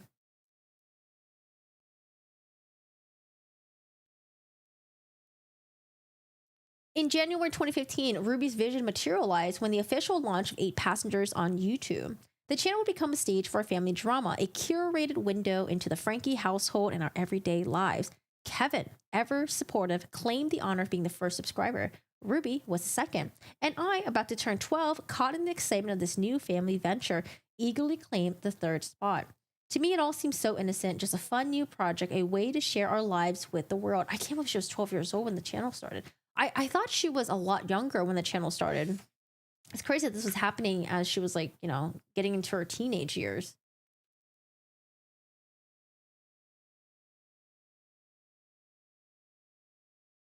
So at this point, we're in 2015, and Ruby starts posting on YouTube. Her first video that she posted was with the youngest sister in the starring role. It began with the footage with her gender reveal party in 2013. In our kitchen, the family of the 5 of us children and Ruby are filmed by Kevin as we gathered around a cake on the kitchen counter, Ruby's pregnancy bump clearly visible. Kevin asked a question from behind the camera. "So, what are we doing today?" he asked. "Cutting a cake, and inside is the color of the baby," Chad exclaims, excited. His disappointment is palpable as Ruby slices into the cake, revealing a pink sponge interior. The scene shifts to the hospital where Ruby cradles our newborn sister, her 6th and youngest child. The video then cuts to my youngest sister, now a toddler, sprawling on the kitchen table, eyeing me and my banana with unmistakable interest. She rises, her steps wobbly, but determined, takes a hearty bite when offered the fruit. Ruby's novice editing skills become apparent in the next shot, featuring our beloved yellow lab, Nolly. Charming footage, except it was upside down. 2 weeks later, Ruby dropped her second video, tasting sushi for the first time. A few days later, video number 3, meet the 8-passenger Chad. Introducing my 10-year-old blonde, blue-eyed pranks of her brother. It was cute and people liked it, and so on. My mom kept making these videos, starring us, and posting them in 8 passengers. Little did we know this bizarre ritual would become to dominate our lives for the next 7.5 years. We never chose to be internet celebrities, but that made no difference. Soon our lives now revolved around non-stop content creation, whether we liked it or not. Birthdays, barbecues, lazy Sunday afternoons, no matter what, no moment was too mundane to escape documentation. Ruby, her sisters, her brother Bo, oh, I forgot she also had a brother as well, who'd also jump aboard the blogging bandwagon, were now constantly filming us for their respective vlogs. You couldn't sneeze without it being immortalized from multiple angles. Oh my god, dude, that's so annoying. I remember there was a time where I was like hanging out with like a lot of IRL streamers, and I couldn't imagine doing that for 7 years. Like constantly hanging around people who were always like filming things for content, and then gotta get a reaction, and it's like camera facing everywhere. Like, yeah, it's a lot. It's overwhelming. But to be a child in that environment, it's in your house, it's in your private area, it's your parents that are doing it. Shouldn't be allowed. Shouldn't be allowed. Hey, Boone, how are you doing today? Ruby was cold, narcissistic, then introduced Jodi, the sociopath. What a team. I'm so proud of those kids. They got out just in time, in my opinion. But for me, a 12-year-old girl, this constant surveillance was excruciating. All I wanted was to grow up in peace, deal with my bodily changes and those pesky new zits without being recorded. But my mother was omnipresent. Her phone, an extension of her arm, directing us like a Hollywood producer. Do this, do that, Shari. We're filming. Smile, Shari. Say good morning. I was beginning to feel like a sideshow freak. Step right up and witness Shari, the amazingly awkward adolescent, in all her cringe-worthy glory. The worst part, the internet ate it up. Everyone seemed to love what Ruby was posting, which of course encouraged her to post more. She approached YouTube with the dedication of a startup CEO, putting in long hours, day after day. She had done her homework, knew what it was like in the wild west of social media. Consistency is king. You have to post regularly, which meant every little moment was mined for content. First steps, lost teeth, epic tantrums, you name it, Ruby filmed it. Laser focused on the building her subscriber base, knowing vlogging was a numbers game. And Ruby had always been good with numbers.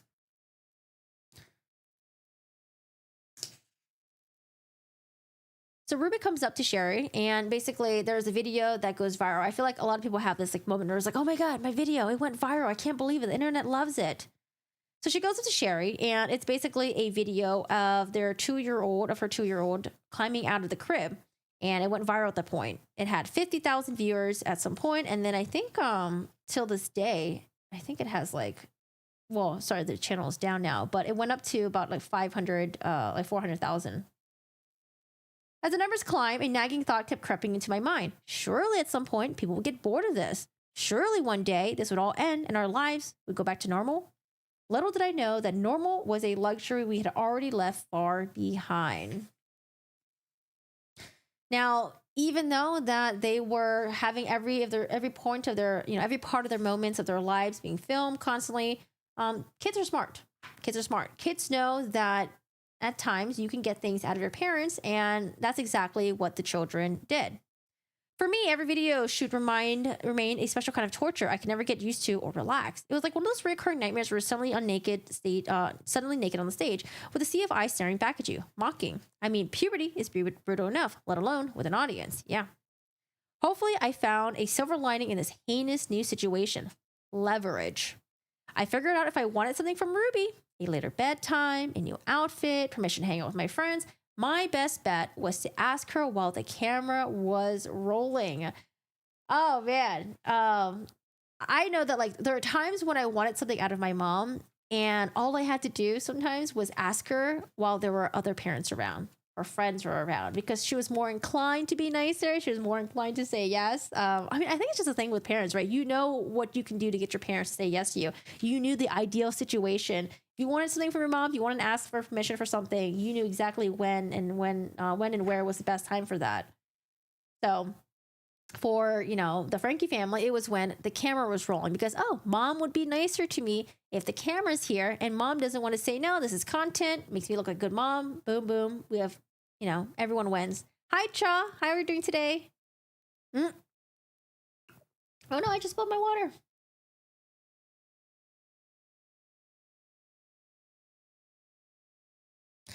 If I can see it and get out, others can too. I'm sure they will come around. They will come around. They made it out this far. Oh, sorry, you guys don't want something else.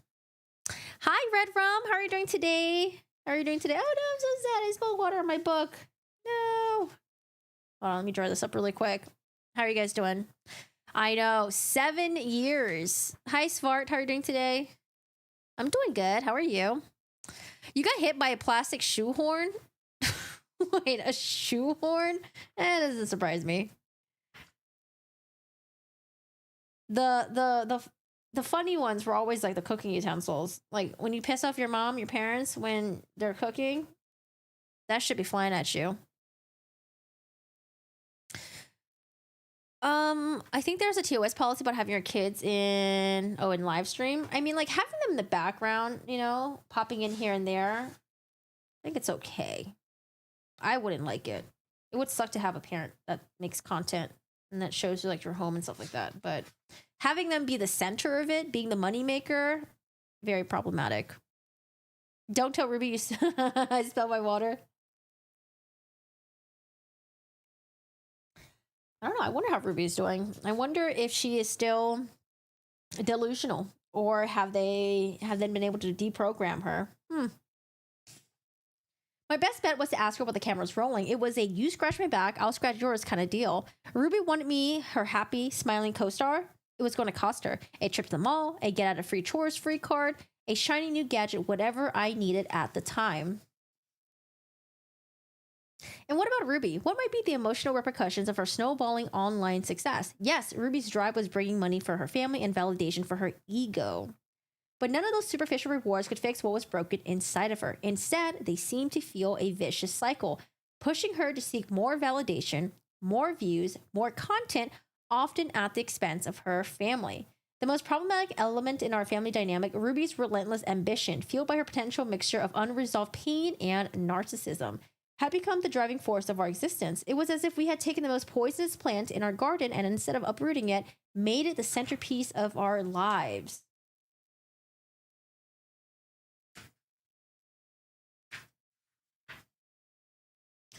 Chapter 12, also a very sad title. I don't think my mother loves me. So imagine where you guys are right now, and you guys make content, and then you have to go through a bunch of comments, going through what people think about you, what they think you're doing right, what they think you're doing wrong, praising you, loving you, hating you. Imagine having to do that now, but imagine having to do that when you're a teenager. So Shari, of course, would see the comments that were written about her. And I can imagine, like, it's just so unnatural to get that amount of feedback coming at you, like, every day.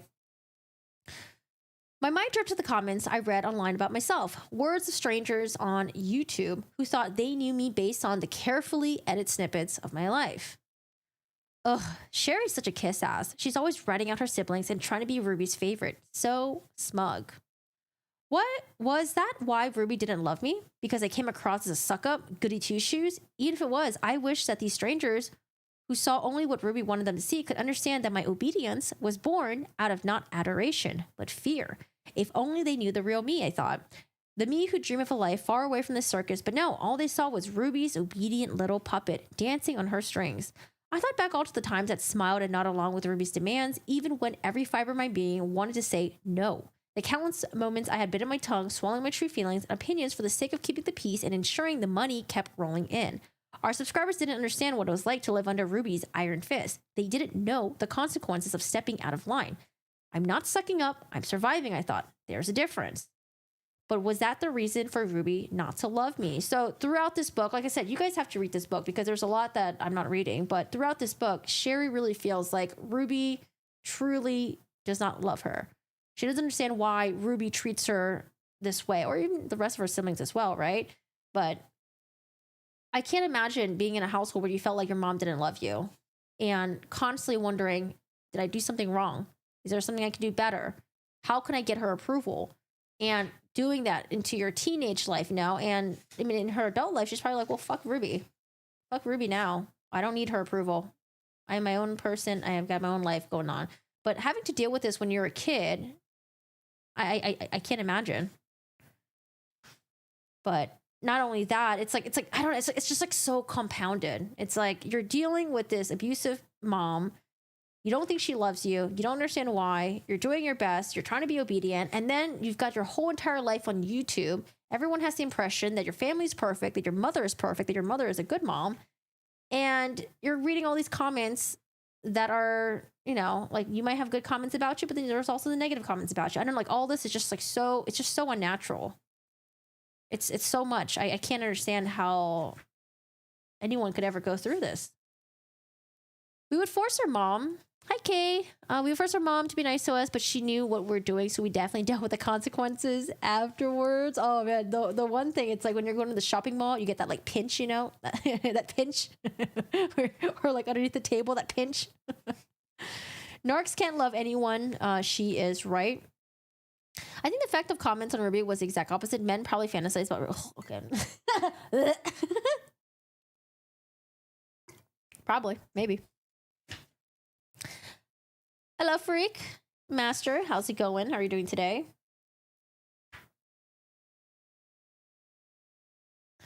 Oh gosh, this is horrible content. So Ruby goes up to Shari and she has wax.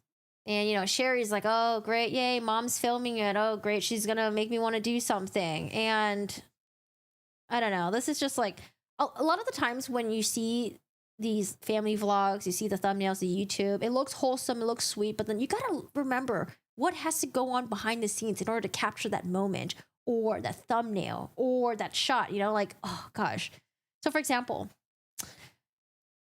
I eyed the wax strips suspiciously. So again, she comes up with these wax strips. I couldn't help but wonder, was this a moment of possible mother-daughter bonding or just another scene in our never-ending family sitcom? The line between genuine interaction and performance had blurred so completely that sometimes I wasn't sure any of us could tell the difference anymore. Come on, Sherry, it'd be great for our video. I'll give you $100. Okay, you can wax my eyebrows. The pain was nothing compared to the horror show I witnessed in the mirror afterwards. Ruby had waxed off half of my left eyebrow, leaving a sharp 90-degree angle that made me look like I was perpetually shocked with my own reflection. Who needs symmetry when you can rock the Spock meets surprise squirrel look? I was mortified, of course, but Ruby kept the camera rolling, zooming into my face like she was documenting a rare species of unibrow teen in its natural habitat. The money shot, indeed. Sherry, I'm so sorry, she exclaimed, her voice quivering with what I'm sure was remorse, but definitely not barely contained glee at striking content gold. Sure enough, the video titled, Sherry, I'm so sorry, with a thumbnail of me mid-ugly cry, racked up hundreds of thousands of views. Wonderful, I thought. I've always wanted to be famous for my crazy eyebrows. I had to wear huge glasses for the next few weeks to hide my mother's handiwork. I don't recall ever seeing that $100 either. And you know, something tells me that maybe she did it on purpose. Maybe Ruby purposely made it extra ugly. That way it would be, oh man, this is such good content. The thumbnail is going to be so good. Sherry's going to cry a little bit. I don't know. It just goes back to, do you guys, I remember there was this video about this woman who, she was like in a car with her son, and then she was trying to get a shot of him crying or something like that. And then I think was it one of those things where the editors left it in just to show the world how disgusting the family was? But I remember she was trying to get her son to cry and she wasn't getting the shot that she wanted. You think she did it on purpose? Yeah, probably. And it's like, do I care that, you know, the internet's going to see this? Do I care that my daughter's going to go to school with this jacked up eyebrows? Because like, one of the worst things you can do is like ruin someone's eyebrows, like, you know, like visually, right? Yeah, if your eyebrows are on your face, there's nothing you can do about it. You can try to fill in with pencil, stuff like that, but you can tell there's a chunk of your eyebrow missing. No, it wasn't the Ace family. I didn't recognize this family. Listen, I know the Ace family, they be doing stuff too, okay? There's this video that there's this YouTuber that I watch that covers all the Ace family drama. Yeah, also another wild one. I don't know if they still make content though. Are they breaking up or something like that? Oh, the dog was in the vet. Was that what it was? Yeah, I don't know. It's just, it just reminded me of that. So sad.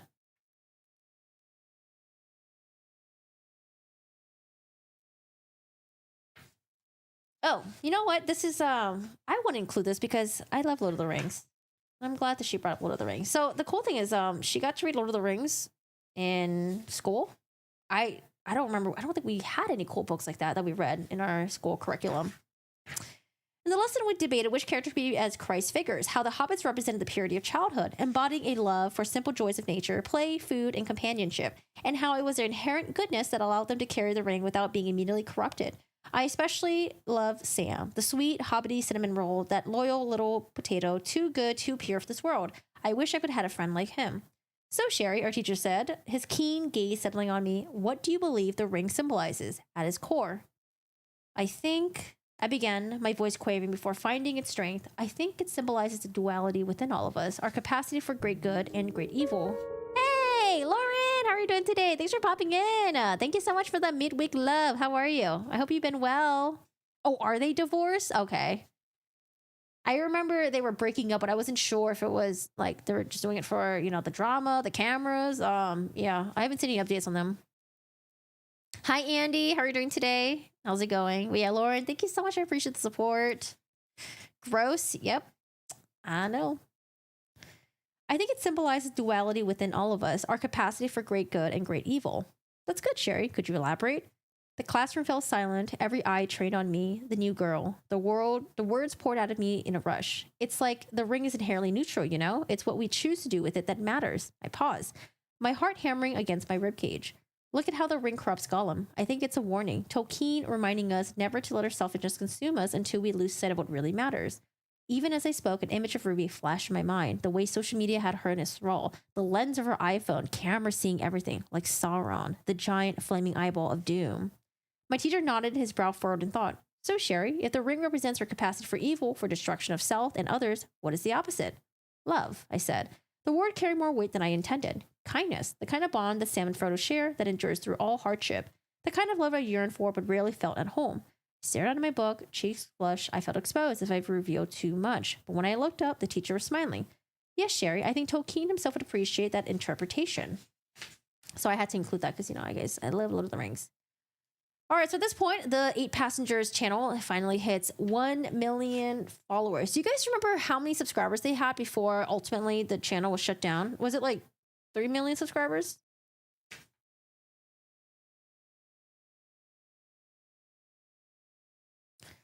That same month, I started my new school in September. So now in September 2017, Ruby had hit a huge milestone of 1 million subscribers. Wow, she had 1 million subscribers 2.5 years after launching their channel. Oh my goodness. Wow. Shari, honey, she called out, her tone saccharine sweet. Are you throwing up? Does your gut hurt like you're nauseated? Yes, I groaned, my throat feeling like I swallowed broken glass. I knew she was filming this. I could tell by her tone. Forget chicken soup and cold compress, Mom, I thought. What I really needed is a camera rolling while I'm puking my guts out in a bucket. I heard Ruby continue to cheerfully address her viewers, her voice filled with excitement. Good morning, passengers. Today's exciting, crazy day. Number 1, we're counting down to 1 million. Number 2, Shari doesn't feel good. I'm going to get her to see a doctor to see if she has strep. Later that day, she filmed herself running errands, her eyes darting the road and her phone as her subscriber count climbed steadily towards the big number, 998,000, 999,000. When the counter hit 1 million, she pulled over, filled with emotion, and triumphantly addressed her viewers. It's perfect. Hitting this milestone while doing little things, that's what makes mothers powerful. In her mind, buying Chad's cheese, mailing my package, driving to the doctors, those were her superpowers. The everyday acts that build her empire. 1 million subscribers earned between errands. The video cuts to me at urgent care, visibly weak and exhausted. I try to smile for the camera. Years of conditioning had taught me to always be pleasant, always be amiable for Ruby, no matter how crappy I felt. At that point, I think I was running a temperature of 102. For once, smiles weren't what Ruby wanted. You can't smile while you're in the insecure, Shari, Ruby chided, her voice a mixture of playfulness and command. You're supposed to look like you're on your deathbed. I complied instantly. Feigning death was a touch of theatrically that I knew would please her, whatever she wanted. So on the 15th birthday, Shari gets, so I think at this point it's been 3 years since I've been doing the family vlogs, right? So on her 15th birthday, Shari gets a tripod. And of course, Ruby has a camera shoved in her face. She's filming everything. 8 passengers had around about 2 million subscribers at this point. And so the camera shoved in her face. She's opening her presents and it's a tripod. Ruby says, "You're welcome." Now, why would Shari need a new equipment? And then Shari blurts out, "Because I have a channel."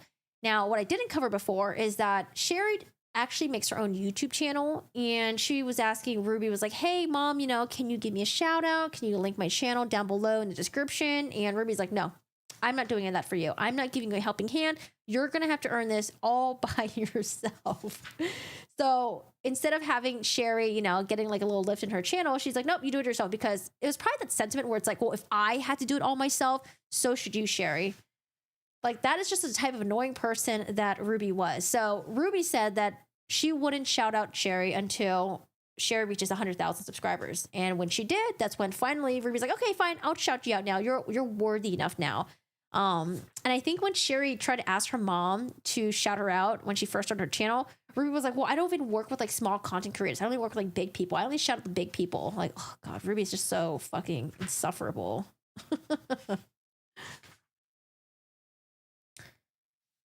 So Shari's at 100,000 subscribers on YouTube. Shari was getting about a few $1,000s per month now.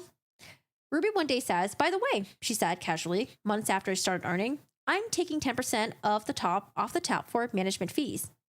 You really think I would ever let you start a YouTube channel, let alone a successful one, without my help? You owe me, Shari. Business is business."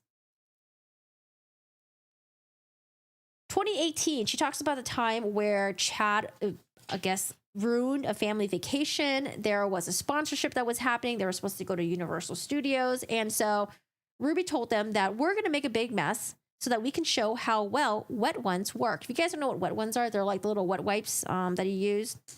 "We made it gross. Gummy bears smeared on the windows, slime everywhere, chocolate all over everyone's faces." Oh my gosh. All to demonstrate the effectiveness of wet ones. However, I guess Chad took it way too far and he was being an absolute punk, is what Ruby said. Making constipated gargoyle faces, photobombing her carefully orchestrated brand content. Ruby's dream of picture-perfect family content was rapidly devolving into a blooper reel. So she banished him to the hotel room while the rest of us enjoyed the theme park. So they're all supposed to go to Universal together. However, little did they know, Chad, very smart kid, Chad sneaks out of the hotel room. He takes a taxi. He somehow sweet-talked his way into Universal Studios, and he ended up going all by himself. I'm surprised he never ran into the family somehow. So when they get back to the hotel room, they realize Chad was gone. They were trying to find him, but then they find out that Chad just snuck out and did his own thing. So at this point, they were already considered to send Chad to West Point Military Academy because, Chad was the troublemaker. He was the prankster, and he was someone seen as not obedient. Shari writes this: "Looking back, my parents should have probably just given Chad the space and time to grow, and time he needed to grow up. But no, Ruby and Kevin couldn't fathom such a simple solution. Instead, they doubled down, more determined than ever to find a Chad whisperer, someone aggressive enough to break through his defense." Oh, by the way, I picked this up in the very beginning of the book. So initially when she talks about Kevin, I was like, okay, she's talking about Kevin because this is when Kevin is not her father yet. Kevin met Ruby.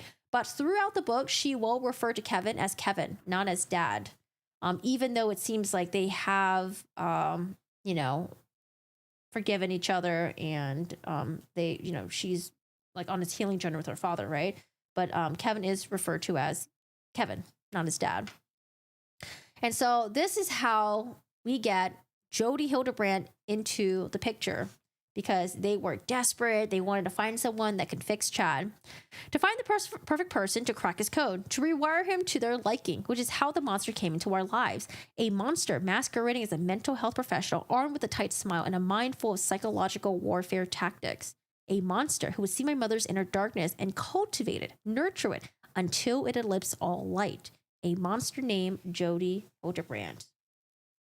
Now we're on part 3 of the book. The book is, I think its book is separate into 5 parts. Part one is like the family background. I think part two is like the childhood. Part three is entering Jodi into their lives. Mm-hmm. That's all I can think of too. Jodie Hildebrandt in her damn khaki shorts. Monster indeed. The title of this chapter is Snake in the Garden. So this talks about how Jodi became therapist for Chad. How Chad was, I think, sent to Anasazi, which is the camp, the wilderness teenage camp that a lot of people were very angry at Kevin and Ruby for deciding to send him over there. I don't know if Anasazi is still a thing. And then it gets into a little bit of Jodi's history because Shari is a very, very smart teen. And she does look into this Jodi person because she's curious. Like, oh, like who is this Jodi person who's, you know, giving therapy to my family? All right, so background history on Jodi. Licensed clinical mental health counselor, Jodi had built a reputation in Utah's LDS community as something of a miracle worker. Her Connections program promised to help people overcome everything from porn addiction to distorted thinking. She preached a philosophy based on three core principles: impeccable honesty, rigorous personal responsibility, and vulnerable humility. Jodie Hildebrandt has forever ruined the words truth and distortion for me. Anytime I want to use the word distortion, I'm like, oh God, I keep thinking of like Jodie Hildebrandt. I hate that word now. It's the same thing with Sarah Boone and the word unintentional, right? I can't use the word unintentional now without thinking of stupid Sarah Boone. Hey Tyrone, how are you doing today? Tyrone says, I've never been convinced on Kevin. He never came off as a real father, but I wasn't there, so it's just my opinion at the end of the day. Intrigued by the idea of turning Chad from Dennis the Menace into LDS poster child, Ruby immediately set up a Zoom call for Chad and Jodi. This was taking place in the hotel room in Orlando during their Orlando trip. So Jodi reported back to Ruby, expressing confidence in her ability to make progress with Chad if my parents committed to weekly one-on-one calls between him and Jodi. Oh, and she has some other ideas for his immediate rehabilitation, including sending away to Anasazi, a wilderness therapy program in Arizona for troubled teens. Jodi painted Anasazi as a transformative experience, a place where Chad could shed his rebellious ways and emerge as the obedient, spiritually aligned son where my parents craved. It sounded like a miracle cure-all promising to fix every conceivable teenage problem, a bit of fresh air, and wilderness survival skills. Sorry, I'm wearing contacts today, and they're like not great right now. Now, how much exactly was this wilderness camp? $13,945 for just 45 days of treatment. Holy shit. But you know what? When you have a lot of money and you think that you could fix your kids, nothing, right? It's nothing. They were knees deep. More than that. They were very heavy into the YouTube money, sponsorships and all that. So they had a lot of money. True to form, Ruby and Kevin couldn't resist recording a video to explain their decision. I think I watched this video actually when they were explaining why they sent Chad to this Anasazi camp. So again, they painted Chad as some kind of juvenile delinquent. He's in desperate need of an attitude overhaul. Kevin, though, uncharacteristically took the lead, his voice stern as he laid out the situation. I could almost see Ruby's puppet strings controlling his words. And then Ruby took center stage. Chad needs to develop some very basic maturity and skills. This is a chance for a reset, a fresh beginning. The idea with wilderness therapy is that you can survive with these peers in the wilderness with nothing more than the clothes on your back and a couple field supplies, and then nothing in this world that you can't tackle. As Ruby sprouted this nonsense, I watched Kevin nodding along with the right moments, but there was something in his eyes. A flicker of doubt, perhaps? He later claimed he disagreed at the time, but eventually before falling in line. In that moment, though, he was a perfect, supportive husband, backing up his wife's delusions. Now, like I mentioned, Shari's going to do her research. Shari's going to look up Jodi. And I didn't know that Jodi's information was already out. Like, all the negative stuff about her was already out on the internet. I thought it came out when the story came out with the... Well, actually, no. I think... Were you able to just Google this and find out the stories about Jodie Hildebrandt? Because I thought the story was really, all the light was shed on Jodie Hildebrandt when Adam Paul Steed came out on the Mormon Stories podcast. But I guess they were able to, like, you can just look up Jodie Hildebrandt connections and see if there's, like, threads about her. But look at what Shari found. So Shari goes to Chad because, you know, she's like, well, you know, Chad is now having Jodi as a therapist. Shari, of course, is, like, very concerned about this. And she tells Chad, Jodi's not cool. Like, she's bonkers. You should see the stuff online. She's practically a con artist. Chad, of course, goes and tells his mother, and Ruby comes, and she's like pissed. She comes and she says, how dare you sabotage your brother's progress? He's getting help. And honestly, Shari, you could probably use some help too. Shari responds, I don't need help from Jodi. Ruby says, yes, you do. You don't like Jodi. Anybody who doesn't like Jodi is hiding something. And that's something that's going to really take her, that type of mindset is going to take her very far into the whole delusion. Anyone who doesn't like Jodi is hiding something. It means you're threatened by the truth she speaks. Oh, gosh. Ruby nodded sagely, so she just imparted the wisdom of the ages. So that is how Shari also has Jodi as her therapist. So we got Chad, now we got Shari, and I'm sure maybe Jodi was also doing maybe like the relationships, the relationship between Ruby and Frankie, Ruby and Kevin as well. Jodi had already lost her license when she met Ruby. I thought, yes, she did. She did lose her license. I just wasn't sure if that was like all out on the internet. I thought all this was like confidential, but maybe Adam Paulstein had already spoken out publicly about Jodie Hildebrandt. But mom, she had her license suspended. Her own kids don't speak to her. Her kids couldn't handle the truth. She's been called, oh, sorry, this is Ruby who's responding. Her kids couldn't handle the truth. She's been called by God to help people. Ruby's eyes gleam with the fervor of a true believer. She was sold on Jodi. Hook, line, and sinker.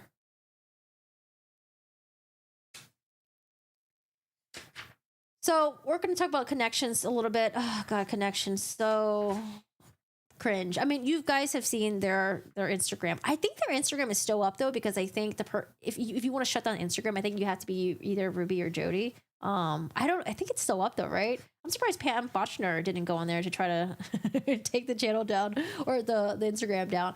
But when you go on their Instagram, when you go on their Facebook, like, oh my God, it's just so, I mean, saying cringe doesn't even begin to encompass the entirety of it.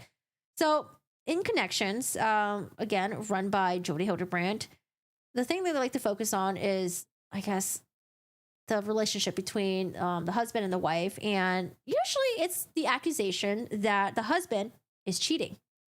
Now, what constitutes as cheating? According to Jodie Hildebrandt, noticing the mailman was attractive. So one day, Ruby was like, oh my God, like there's someone in my support group and like she's totally cheating on her husband. It's like, oh, like how is she cheating on the husband? Oh, because she thought the mailman was attractive. In Connections, warp reality is constituted... In Connections Warp Reality, this constituted infidelity. Jodi's teachings were extreme. A married man talking to a female coworker could be unfaithful. Glimpsing attractive people online might be classified as porn addiction. Only absolute purity of thought was acceptable. In Jodi's rigid world, innocence was rare. Those deemed distorted, usually husbands, were told to abandon their families to work on themselves alone. Jodi seemed to specialize in guiding wives to distance themselves from their husbands, probably because she was trying to get close to the wives, okay? Let's just be real. Let's just be honest about that. Or kicking them out entirety. Connections language framed it as inviting him to leave code for, I'm going to make you isolate yourself from everyone you know except Jodi. It's like so crazy. Jodi, someone who is no longer, like, I think she was like no longer speaking to the father of her children. And she also did not have connections to her children as well, her two kids. It's like, why were people taking therapy advice from this woman where her own kids weren't even speaking to her? You know, she's like, I think she just hated children. I think she just hated husbands. And she wanted to make sure everyone, I don't know, it's as if she wanted everyone to feel what she went through. Like, okay, isolate your kids, isolate your husbands. I don't know. It's like she was so angry with her own personal situation that she found ways to punish other people's kids and husbands.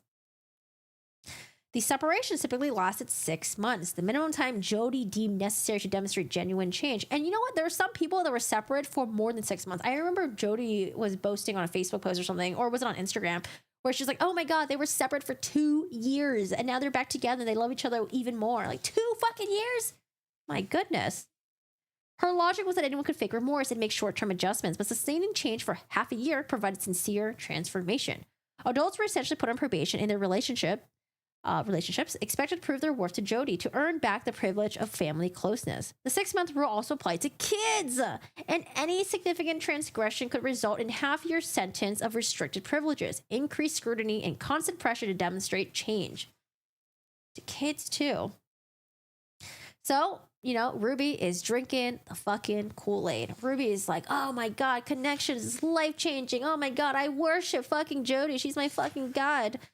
Ruby began promoting Connections events to her audience. It was framed as an exciting opportunity for self-improvement. Her followers, already primed to trust her advice, began to show interest in these new ideas, even though they couldn't see how Connections was already destroying our family. For instance, Jodi decided that Chad wasn't improving fast enough. So she told the parents to immediately pull him out of track and football, crushing all his teenage dreams. For Chad, track and football were his lifeline, his ticket to a brighter future. He had won first place in the district 100-meter dash, also in the 200-meter dash. Coaches whispered about his potential. The dream of football or track scholarship seemed within reach. It was more than a way to just pay for college. It was Chad's chance to prove to himself, to carve out an identity beyond the constraints of our family dysfunction. But one nod from Ruby and Kevin, Jodi's interference shattered all those dreams. How could Chad possibly commit to track and football when he couldn't even fully be responsible for himself? Nope. Chad would be barred from sports until he was fixed, and that would meant taking away the one thing that gave him purpose and joy. It's because Jodi had a knack of stripping people of their identity. If they're not complying, if they're not doing what she wants, what does she do? She strips them away of the things that they're proud of. She takes away their identity. She takes away their family members. These are just all slippery slopes of slow manipulation tactics. And the fact that Kevin and Ruby were just eating this up is just so disappointing. I mean, Ruby was probably delighted. Now, it gets into the part where she starts cutting off the family members, mostly the family members on Ruby's side of the family. So again, Ruby is the eldest. She's got three other sisters, and then a younger brother as well. Now, the cutting off the family didn't happen overnight. It wasn't instant or anything like that. It was something that happened over a period of, I think, was it 2 to 3 years that she mentioned? Suddenly, Ruby's wounded inner child emerged, raw, angry, recalling incidents that she had long buried, sending shockwaves through the entire Griffiths clan. None of them had shown an interest in joining Connections, despite Ruby's glowing reviews. Increasingly, though, Ruby felt that unless they embraced Connections, healing would never be possible. So it's almost as if if you don't join Connections, if you're not going to be a part of Connections, my healing journey, I want nothing to do with you. It's almost like she was trying to hold them hostage and get them to be a part of Connections. And if not, then okay, well, I'm going to cut you off. I'm glad they didn't join Connections. This severing didn't manifest overnight, though. It took about 2 or 3 years before Ruby would cut ties entirely with her family. And as I watched Ruby delete contact after contact from her phone, I couldn't help but wonder, was this healing? Probably not. I understand cutting off family members if they're toxic.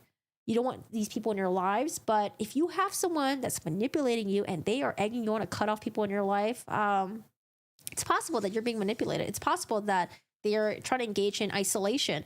That way, you're isolated. There's no one else around you that's close. There's no one else that can challenge. Jodi in this specific example, and I think that's what Jodi wanted to do. Jodi wanted to slowly snip away all the things that were important around Ruby. And I'm not saying that, Ruby is the only fucking victim here. Ruby is also the abuser as well. You guys got to remember that. She could also be a victim of Jodi, but at the same time, also be a participant. I think she was a willing participant. I think she was glad that she found someone like Jodi, because she was like, oh, wow, I finally found someone that was more harsh than I was. And yeah, she totally ate it all. Right. Control. I completely agree with you. Abusers alienate. Jodi alienates people, so she has total control. Yeah, I can't understand how anyone would believe her garbage. I mean, sometimes when you're feeling lost in your life and you're looking for guidance, sometimes it's hard to not eat up everything that you're consuming. And then like once you're in the momentum of it, it's kind of hard to stop yourself, because it is nice to have answers in life, right? But unfortunately, sometimes when you're seeking those answers, you have these fuckers out there that are taking advantage of it. And sometimes they are abusive people. So right now we have... Sorry, I was jumping around so many pages. So we're talking about isolation. So not only was this happening to Chad, this was also happening to Shari as well. So one evening, Ruby pulled me aside after dinner for a little talk. Shari, we're taking on a track so you can focus on what's really important, your personal development. I was stunned. Track was the only sport I truly enjoyed. Was being taken away from me? What will be next? Banning me from breathing? But why? You're not emotionally vulnerable with me, Ruby said. Oh, God, here comes the connection talks. Okay, guys, bear with me. There's a wall between us. Imagine how it would affect your husband in the future. You think any man wants to put up with that? A cold, shut down wife? So throughout the book, Ruby will constantly remind Shari that she is not wife worthy. Yes, Shari's like a fucking kid. Shari's like a fucking teenager, but she'll constantly tell her daughter that, oh, if you don't do this, you're not going to be worthy of being a wife. Your husband's going to hate you. You're going to be a shitty wife in the future. You got to do X, Y, and Z. And so she constantly keeps employing this, telling Shari that she's going to be unwanted, that no one's going to want her over and over and over again. Shari says, I don't understand. Ruby says, Shari, you don't have empathy. You're not compassionate. As your parent, it's my job to help you fix your flaws before it's too late. That's why your father and I have decided to give you the gift of one-on-one sessions with Jodi. It's so wild to me. Ruby's like, I'm going to fix you, your damage. I'm going to fix you. And then not only that, she's basically saying that like, oh, you know, here's the gift of one-on-one session with Jodi. Like, oh my God, getting the gift of one-on-one session with Jodi. No, thank you. I don't want this damn gift. But of course, Shari had to. Shari had to comply. Ruby says, the choice is yours, Shari. You either do one-on-one counsel with Jodi, or we take away your car, your phone, pull you out of school entirely. You decide. Ultimatums like this are so fucking disgusting. So Shari, of course, is angry, sad, she's crying. She goes in her room and she types in, how to emancipate yourself from your parents. However, the thoughts that flood her minds are the where, what, and the who's, right? Where would I go? What would I do? Who would I be? I mean, when you're a child and you don't have your own source of income, you know, you're being controlled by your parents, what can you really do? So now she's in this therapy with Jodi, and Jodi confronts her because Jodi knows what Shari said about her. Of course, you know, Ruby's the one that went and told on her. So this is how their therapy session starts. And the reason why I want to read it is because the therapy session with Jodi, I mean, you guys already know because you guys already seen the stuff that's being preached in Connections, but it's kind of interesting to see the glimpse of it, of her therapy tactics. All right, so Shari, Jodi began, her tone matter of fact. Let's dive right in. Our goal with this is to isolate and ultimately address the distorted thinking that is causing you to behave in a cold and entitled manner that is creating issues in the family. Can you tell me more about that from your perspective?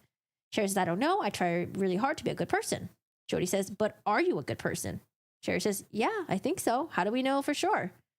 Jodi says, everyone has areas where they can grow. Questioning yourself rigorously is a healthy start. It shows self-awareness. And again, this is like slowly chipping away at Shari's confidence, giving her doubts, planting these seeds of doubts in her mind so that she's like, okay, well, you know, have you ever considered that you're wrong? Here, let me give you the answers. I'm the one that you should be looking to for guidance. Shari says, I agree with that. Actually, I question myself all the time. It's kind of a problem. Jodi says, but are you asking yourself the right questions, Shari? I don't think so. Otherwise, why would we be here? Now, before they hang up, Jodi confronts Shari about what Shari said to Chad and what Ruby learned. She says, yes, before we hang up, I'd like to address something, Shari. I heard you had some disparaging things to say about me. Oh, crap. Blood rushed to my cheeks. Oh, I'm sorry about that. Don't be sorry. Be real. Fine, yes, I had some concerns. I said, be honest, Shari. You were spreading gossip, lies, rumors. Would you consider that to be compassionate behavior? Or do you prefer to blindly believe everything you see on the internet? I mean, if it's the truth, I started feeling like I was walking into a verbal minefield. Oh, you're going to learn about the truth, Shari. You'll love it. Chad does, and he's much better now, isn't he? So she's continuing doing therapy with Shari, and I think this is her way of destroying Shari's self-esteem. And what Jodi's going to do is Jodi's going to build it back up in her own image.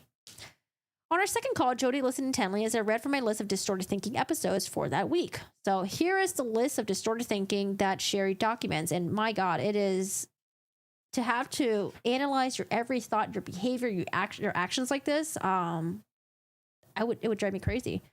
So she's got Monday, jump to conclusions 3 times a day, thought in black and white about hard test 7 times, Competed with Sarah and assumed I was better at math than she. Tuesday. Catastrophized about my upcoming presentation 4 times. Overgeneralized my abilities based on 1 bad grade 2 times. Personalized professor's general criticism of class performance 3 times. Wednesday. Engage in should statements about my study habits 5 times. Magnified importance of minor social faux pas at faux pas. Is it pronounced faux pas? Faux pas, right? Magnified importance of minor social faux pas at lunch 2 times. Discounted positives and feedback on my essay draft 3 times, and so on. Jodi sighed when I finished, her voice heavy with disappointment. Clearly, you have serious issues with adulation, she said. I don't understand, I whispered, frustrated. Adulation is when you think you're better than everybody else. Denigration is the opposite. Most people lean toward one another, one or the other. It's clear to me you heavily lean towards adulating. But I thought, if anything, I tend to self-denigrate. But at your core, it's the opposite, Shari. So Jodi informed me for the next week's homework, I would have to write down every instances of self-adulation. So again, Shari makes a list. Monday, Tuesday, Wednesday. Monday, felt smug when I answered a question in class that no one else could. I mean, there's nothing wrong with being proud of that. Sadly, congratulate myself for using whom correctly in a sentence. Again, I don't think there's anything wrong with that. Thought I was better than others for reading a book above my grade level. Yeah, you're proud of your achievements. Tuesday, felt superior for finishing the math test first. Privately judged classmates for their music tastes.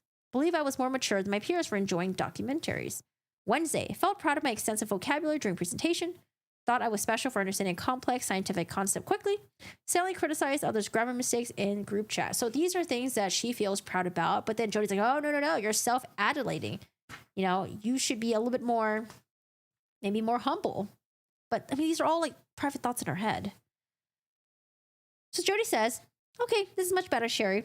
So 5 weeks later, this is 5 weeks in, her eyes are scanning the page meticulously. Now, I'm going to teach you a very important technique, a way to transmute the adulation into something useful. Okay, I said, my voice filled with eagerness. That was surprising even to my own ears. Next time you identify your adulation, Shari, I invite you to explore its opposite. Jodi continued. Think of it as a balancing exercise. So I should self-denigrate instead? Very good, Shari. So let's say you assume you're going to ace a test because, of course, you think you're so very clever. Change the language in your mind. Flip it. Think to yourself, oh my gosh, I'm going to fail this test because I'm a stupid little girl. I'm a very stupid little girl. Excuse me? Yes, I want you to imagine what it feels like to fail the test. Really inhabit the feeling. I hesitated, my stomach churning. Failing a test? Was she kidding? I've never done that in my life. It was outside everything I knew. Shari, be humble. You're far less clever than you think you are. Now tell me how that feels. Be honest. I took a shaky breath, tried to imagine what it feels like to not understand my favorite books. Confusion and frustration washed over me. This sucks? Good, what else? How do you feel?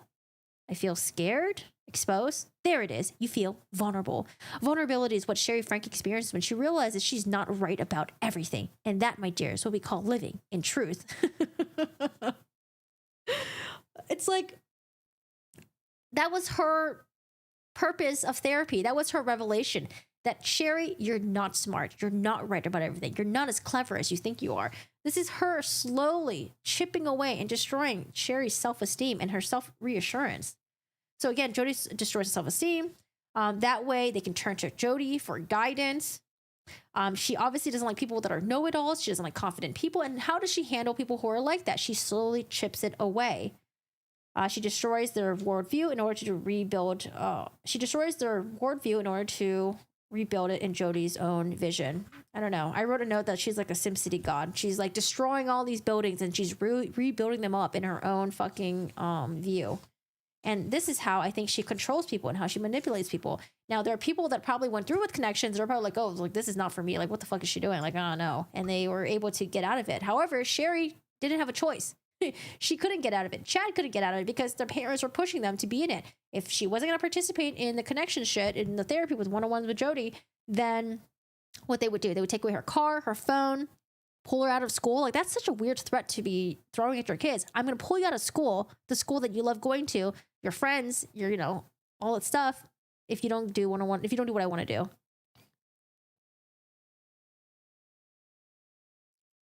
Poor kids, so destabilizing. Yeah, it's like, not only are you dealing with your fucking mom, who's fucking abusive, now she's got Jodi in her life. And I feel bad for her because Shari, I mean, the main villains are Jodi and Ruby.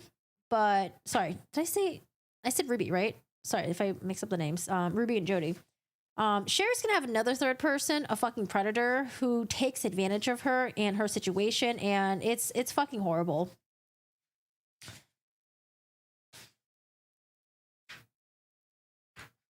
So now that Shari is part of the whole connections things, right? She is eating up everything that Jodi has given her because she's like, oh, wait, actually, maybe Jodi does have some good points.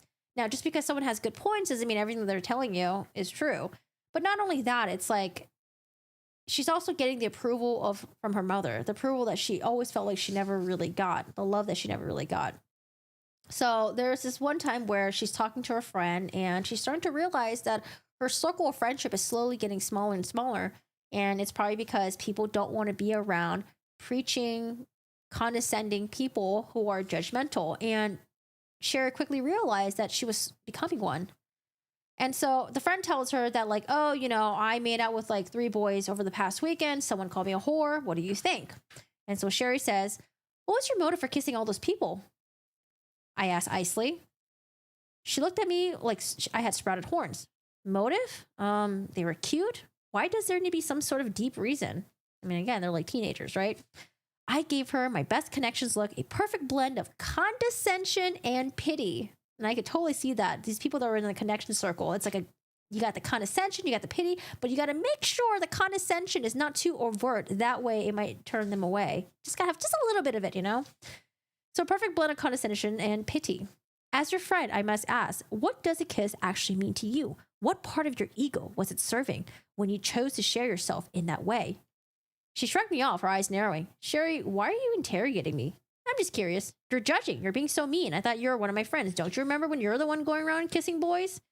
Truth grows. True growth comes from confronting our deepest flaws. Are you willing to do the work? Like, imagine if you're confiding with your friend, especially if you're like a teenager, and then your friend gets all like therapeutic, kind of like righteous on you, and you're just like, ooh, okay, I'm not going to talk to you again. So, at this point, Shari, I think she was kind of feeling proud of herself, because she's like preaching this whole connections thing, and she goes to Ruby and tells Ruby about it. And Ruby's like proud of her. She's like, wow, I'm so proud of you. That was so truthful, loving of you to reflect that your promiscuous friend. Shari says, so you don't think it was bad that I asked her what her motives were? Ruby says, no, that was a good question of you to ask Shari. And how did she respond? Well, she kind of got upset. Can you see how that's a reflection of distortion? She wasn't comfortable with your questions, even though you were reflecting the truth. My sweet Shari, you're so brave and clever. So, Shari's like in this like vicious cycle where she's, preaching, like, I don't know. It's like in order to get Ruby's approval, it's mainly Ruby. In order to get Ruby's approval, it's like she has to, preach this whole connection stuff because Jodi's like feeding it into her, and then Ruby is the one who's approving it. And it's like this whole cycle of like her just trying to please the people that are around her. But these people are like manipulative, crazy, fucking batshit people.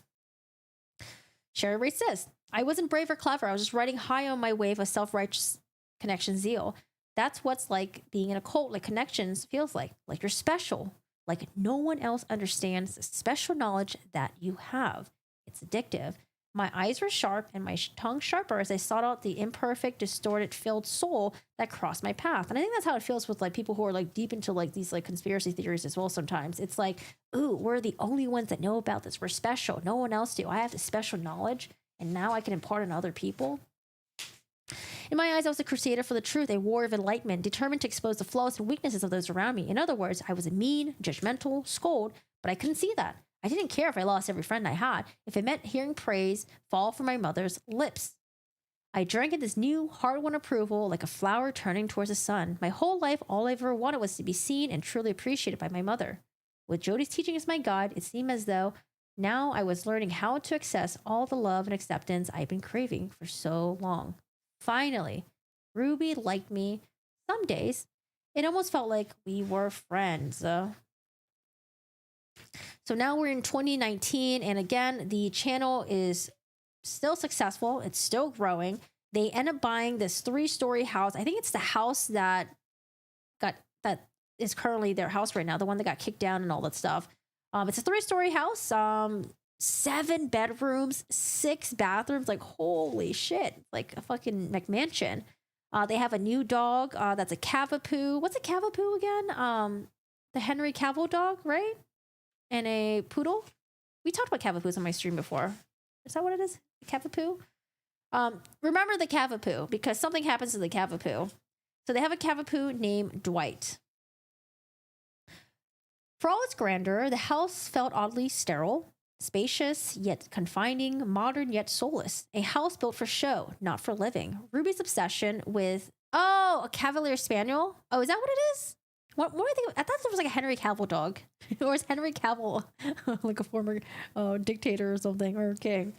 Okay, I don't know. Thank you, Kay. I appreciate that. My special knowledge is that others refuse to see. Cilantro is delicious. Oh, it's so good. Cilantro. No, there are some people whose taste buds, like when they eat cilantro, it tastes like soap to them. Same thing with, like, you know, when you eat asparagus, some people have a gene where if you eat asparagus and then you pee, they can smell the certain smell of it. For me, I don't have that gene. So when I eat asparagus and I pee, it doesn't smell like anything to me. Oh, no. Oh, you're right. Henry Cavill. Yeah, Henry Cavill's the one who plays The Witcher. Okay, ignore me. Ignore me. They're wrong. What? I think they can't help it, though. I think there's like something with their DNA where to them cilantro tastes like ass, which I feel so bad because cilantro is like one of the greatest things ever. I love cilantro. Oh my God, so good. I'm gonna use the bathroom real quick.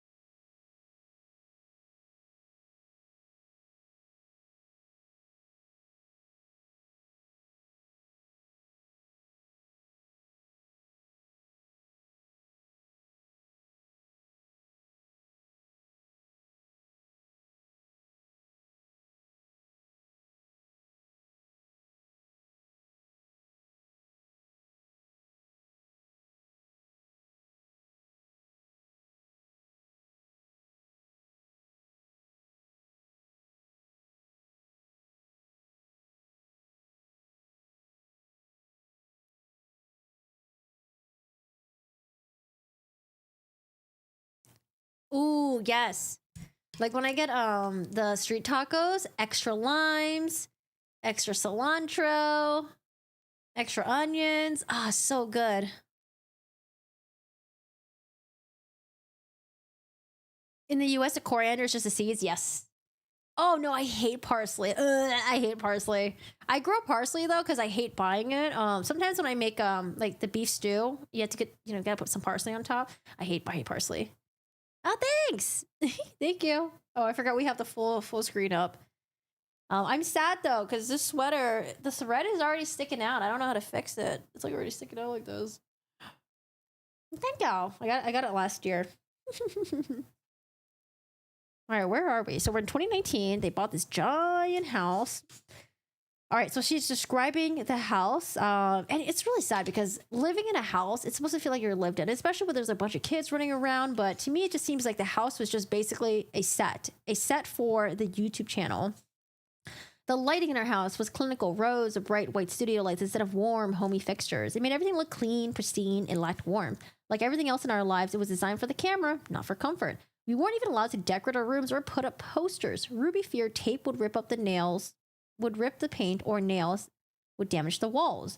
The whole place felt more like a showroom than a house. It's like, this is a house you own, you're not renting it, and you can just fix it. If there's like, if the tape ruins the paint, or like if there's like holes in the wall, you can easily just patch it up. It's not even that hard.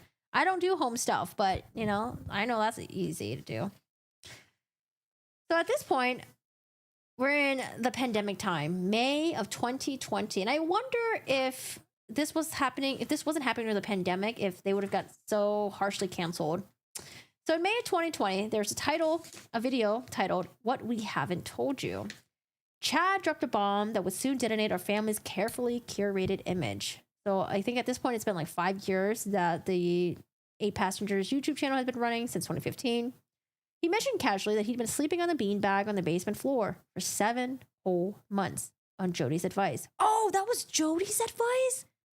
Oh shit, I totally missed in the book. I thought it was Ruby who came with this idea. It was Jodi. Oh man, Jodi's the one that brings the channel down. Oh no. On Jodi's advice, Ruby removed Chad's bedroom privileges as punishment for continued defiance. His options? Pull-out guest bed, inflatable mattress, or whatever. That whatever became a beanbag in the basement. 7 nights, 210 days on a beanbag. Ruby saw nothing unusual about this. Chad acted like he didn't care. It was a masterclass in emotional suppression, a skill we'd all been forced to perfect. When he let slip out during filming what was his current sleeping arrangement, he did so coolly. I doubt Ruby even really noticed. I could have sworn Ruby commented on it though. Wasn't Ruby like, "Oh yeah, like, you know, what'd you get in trouble for? Oh, pranking your brother?" And it wasn't that the same. Wait, was that the same video where they mentioned how they didn't have phones, everything was taken away during the summertime, all their devices were taken? Was that the same video or is that a separate video? Do you guys remember? But Ruby's new editor did, and he made Chad's revelation the focus of the video, misguidedly thinking it would be interesting content. Ruby didn't hesitate to post it. Why would she? Jodi had been pumping her full of misplaced confidence, convincing her that her unique parenting philosophies are not just acceptable, but admirable. Yeah, she doubled down hard on this. In her mind, she wasn't just a mother anymore. She was a truth teller, a revolutionary parent. Ruby, high on Jodi's toxic positivity, was about to proudly display her son's dehumanization for millions to see. Even Dwight, our dog, had more comfortable sleeping arrangement. The internet went ballistic. Ruby's face paled as she scrolled through the comments. YouTubers, TikTokers were accusing her of child abuse. But this is all wrong. They don't understand. Ruby, Kevin suggested, maybe we should just take the video down so we don't lose subscribers. No. Jodi says we need to stand firm in our truth. We can't let the haters win. Oh my God. Oh, dude. Oh, man. And of course, when the backlash came, Jodi, was she like, oh shit, maybe I was wrong for me to do this? Was it wrong for me to suggest to have Chad sleep in the beanbag? No, Jodi had to double down even harder. And Jodi was probably the one, pulling the puppet strings and telling Ruby. That one video burned down 8 passengers' YouTube channel overnight. They lost about 90% of their income. Hundreds of thousands unsubscribed. Brands were distancing themselves from them. People have been asking for years how to raise such well-behaved children. She declared, chin held high. Now they know. They can't handle the truth. That's on them.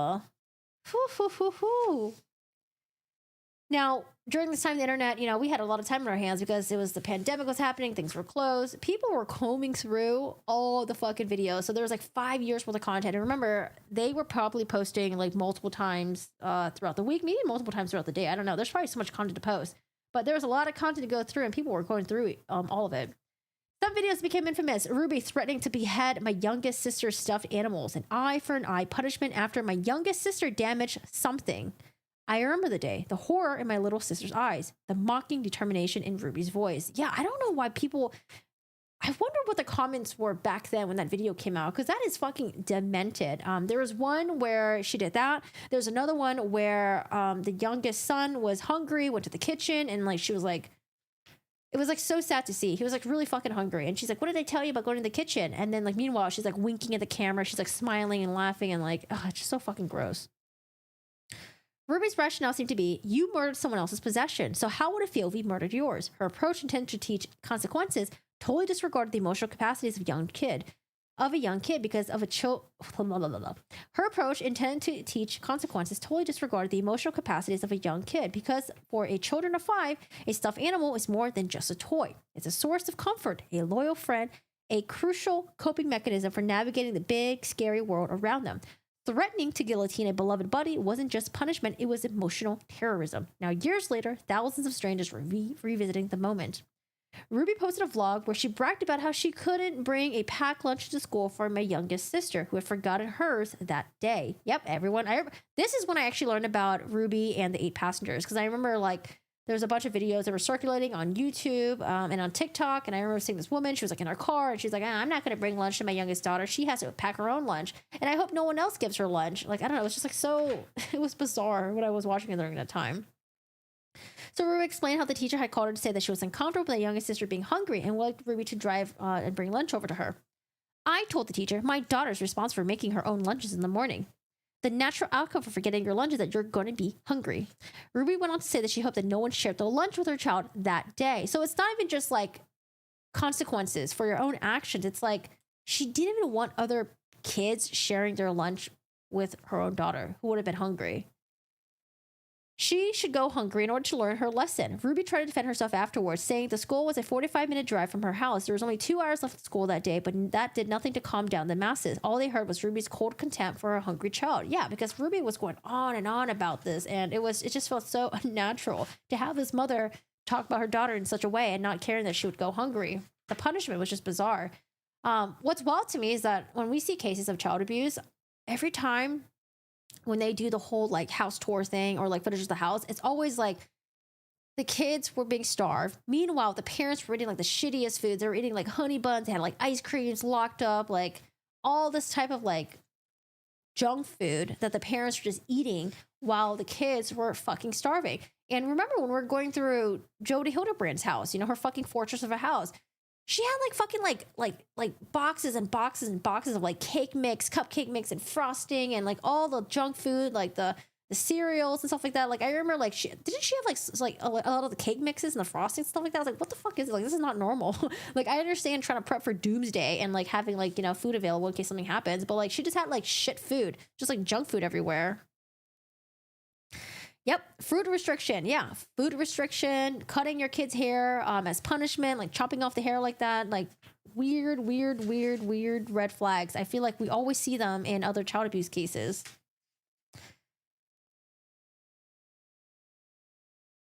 Angry viewers didn't just leave mean comments, they went after what remained of her family's livelihood. So again, they were calling BYU because Kevin Franke was working as a professor there. They were trying to cancel him. They were trying to demand that Kevin get fired.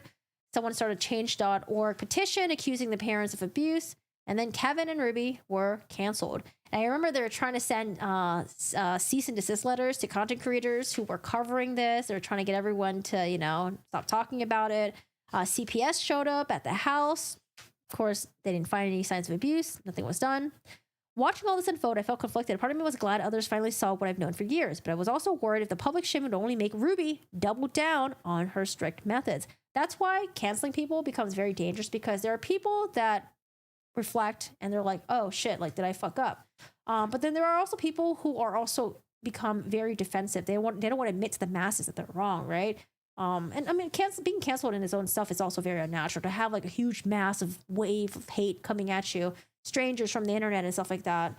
But you know, there are times where when someone gets canceled and you might have good intentions of hoping that they will change, no, sometimes they double down even more and they become even more of a monster, or they do a whole 180 flip.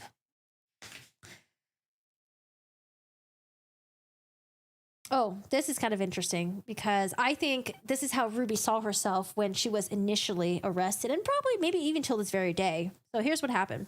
As the backlash intensified, Ruby's rage burned brighter, fueled by a mix of self-righteousness and victimhood. In her mind, she wasn't a controversial figure being held accountable. She was a martyr, crucified for her unwavering dedication to tough love. And I think when she was initially first arrested, I think she saw herself as a fucking martyr. And then she transitioned herself to becoming a victim. Like, oh, you know what? I was just being controlled. Now that I've not talked to Jodi in the past couple of weeks, I've woken up now. It's as if I was woken up from a haze. And she saw herself as a victim of Jodi. So as I do see her as like sort of a victim of Jodi's, but at the same time, she was also an active participant. I mean, it's like you participated in all the manipulation, all the abuse. Like, yeah, you were sucked into Jodi's teachings, but you ate it all up. You preached it. Jodi played her part with calculated precision, never questioning, always supporting, offering comfort to Ruby's wounded ego. And this was the perfect way for Jodi to sweep in and take further control. Because when someone is down in the dumps, when someone is being cornered, when you have someone that comes into your life, I mean, she was already part of her life, but when you have someone who is like constantly there in your corner supporting you, you know, Jodi is like the only support that Ruby had during that time. I mean, yes, she had her children, she had Kevin, but I mean, Kevin was he really providing, what did I want to say? What Kevin was probably providing to Ruby was probably not the same as what Jodi was providing to Ruby, because Kevin was like basically her like yes man, right? someone that she can control. Same thing with her children, someone that she can control. Jodi, on the other hand, was someone that Ruby looked up to, someone that Ruby respected. She validated Ruby's every actions, every decision, and encouraged Ruby to move on to greener pastures. To hell with 8 passengers. So, I mean, Jodi was probably like, oh shit, like, you know, she was influential. She could have, like, you know, got more people into my connection circle, probably. But now that connections, or now that 8 passengers was, you know, dead, well, Jodi's probably happy as well, because, well, you know, now I have this mother that I can get. You know, she's still sort of influential, and we can still have her. We can now have her under my control, under my reign. And that's pretty much halfway throughout the book. That's where I will end here today. The first half of the book, I think a lot of it was, I mean, the stuff that I covered were things that we already had an inkling, that we already, you know, had suspicions of, like, oh, whether or not Ruby was already abusive from the very beginning.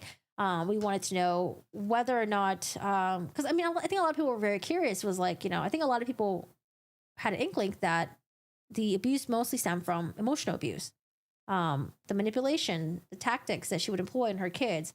But I mean, all of it, what's interesting is that, like, you would think physical abuse hurts more. Like, yes, it might physically hurt more, but at the end of the day, it's the emotional abuse that really fucks with people.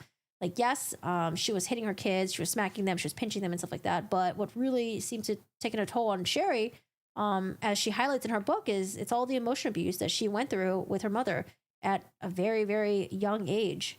And that's snowballed even harder because of the whole YouTube stuff, having everything exposed to the world, and then having Jodi being introduced in her life. So we're about halfway throughout the book. I want you guys to read the book if you guys can. You know, read the book, listen to the Audible. That way, next time when we cover the rest of the book, we can definitely chat about it. And then you guys, you know, it'd be interesting to hear your guys' perspective as well.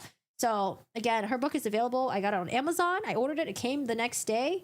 And she does have an Audible as well, where she actually reads it in her own words, I found out today. So definitely, if you guys can, check it out. But other than that, we will go through the second half of the book a different day. But I want you guys, you know, I want to take the time for you guys to get the book, get a copy of your own. Like I said, like, the parts that I read, like, it's each, like, every page that you're turning, it's so, like, you can just put yourself in her shoes and just feel the pain that she felt when dealing with, you know, the anger of Ruby, when dealing with her disappointments, again, with Kevin, you know, like, she has this really strong, domineering mother figure. And then you have your other parent that you're hoping that would protect you. But that other parent just either is barely even around because he's always working, right? He's supporting the family. But at the same time, he is letting the mom take control. He has a really relaxed personality. And he's just letting Ruby control everything. I don't know. It's like so palpable as you're reading through each page. You can just feel her frustrations, the sadness, her attempting to appease the adults around her. But yeah, for her to have Ruby to deal with, and then Jodi to deal with, is crazy. And then, like I mentioned, the second half of the book, there's also another fucking person that she has to deal with. And this is a person that she was hoping she could lean on to, person that could be like a father figure, and of course that person ends up being fucking disappointing. So it's just super sad to have to know that she went through all of this. And I think you know, like, parts of this book could be relatable to some of you guys as well. I don't think Ruby loved anyone but Ruby and Jodi. I mean, I think Ruby had love for Kevin, but then, you know, when she realized Kevin is just another pawn that she can control, yeah, I know. I think at some point she definitely lost respect for Kevin, and she just saw him as just someone that just filled the role as, like, you know, oh, he's like the role of a father. He's the role of, like, a provider. Thank you, Red Realm. I appreciate it. Lauren says, I've been listening to the audiobook. Yes, it's heart-wrenching. Shari sounds like she's on the verge of tears the entire time. Yeah, there was parts of the book that I would read. So again, I'm only reading snippets of it to you guys. You guys have to read, like, the context in between. The slow build, the frustration, the sadness. It's just like, I know this is over the span of her life in the past, like, mainly focuses on the past, like 20, the first, like, 20 something years, but I'm sure she's had some good times in her life. But at the same time, it's like all the stuff that she went through. gosh, I don't know, you could just really feel for her. And then like certain instances between her and Ruby, and then her frustration with essentially the government when she was trying to get CPS to do something about, you know, about the situation with her siblings. Because what happens to her is that she ends up getting cut from the family, which you would think, oh, it's healthy for her. It's good that she's being cut. But at the same time, it's like, well, what about her siblings? Who's going to be there to protect her siblings? She's got 5 of those siblings to worry about. You know, I think Chad was kind of doing his own thing, but still, it's hard being the eldest when you're cut from the family and when you're trying to either, you know, do your own thing, trying to focus on your own self. It's hard because you always have your siblings, your other family members that you're worried about. So I don't know. Super, super, super sad. Oh, I've never done this collab thing. I've seen a nerd's not pop before, but hello, I appreciate you wanting to collab. Hello. Oh no, a second father figure disappointment too. Yeah, this one's like pretty bad. But yeah, if you guys get a chance, get the book, and we'll be back maybe like next week. We'll cover the second half of the book. And yeah, and that's about it. I'm gonna go eat because I'm fucking hungry. I'm starving. I'm starving. And then also my contacts, I don't know, they were getting a little bit blurry when I was like streaming. So I don't know if I should just not wear the contacts when I stream, or maybe my eyes are too dry and I wasn't blinking enough. I don't know. I was also wondering if my doctor just gave me the wrong prescription or something. I feel like this prescription is not as clear as my glasses. Hi, Jodi. How are you doing today? How's it going? Honest question. If Ruby loved herself, I feel like she wanted people to not be able to live without her guidance. Wait, I honestly question if Ruby loved herself. I think Ruby did. I think Ruby saw herself as also like a god figure, someone that was better, more righteous than the surrounding people around her. And then finally, when she met when she met Jodi, she was like, oh my God, Jodi is also as righteous as me. And the two of them together was just it was just trouble. Just trouble. I feel like she wanted people to not be able to live without her guidance. Yeah, her and Jodi. All right, guys. Well, thank you so much for hanging out. I hope you guys have a good one. Take care. I will see you guys later. The video on YouTube, I think we might just post this as a video on YouTube as well so people can search for it. But we'll cover second half of the book in a different stream. And again, check it out. Get the book. And yeah, thank you so much for hanging out. I hope you guys have a good one. Bye. Yeah, join the Discord and all that stuff. Thanks, Go Lucky. I appreciate it. This could have easily ended up... oh, you know what? She does mention Lori and Chad Daybell. So it was kind of interesting to see her reaction. I mean, there's a little small, tiny segment about it. But in her opinion, Shari thought that her mother and Jodi were way more unhinged than Lori and Chad Daybell. So I think she knew what they were capable of. All right, guys. Have a good one. Take care. I will see you guys later. Oh, hey, Candace. Hi, Kat. The church feeds a superiority complex too. They teach you are chosen and know what others don't. Then being lovers while disparaging anyone in the LGBTQ plus is insane, but par for a course those kind of people. Oh, what is this? Oh, I just saw your message, Shinny. All right, guys, have a good one. I'm gonna go eat. Take care.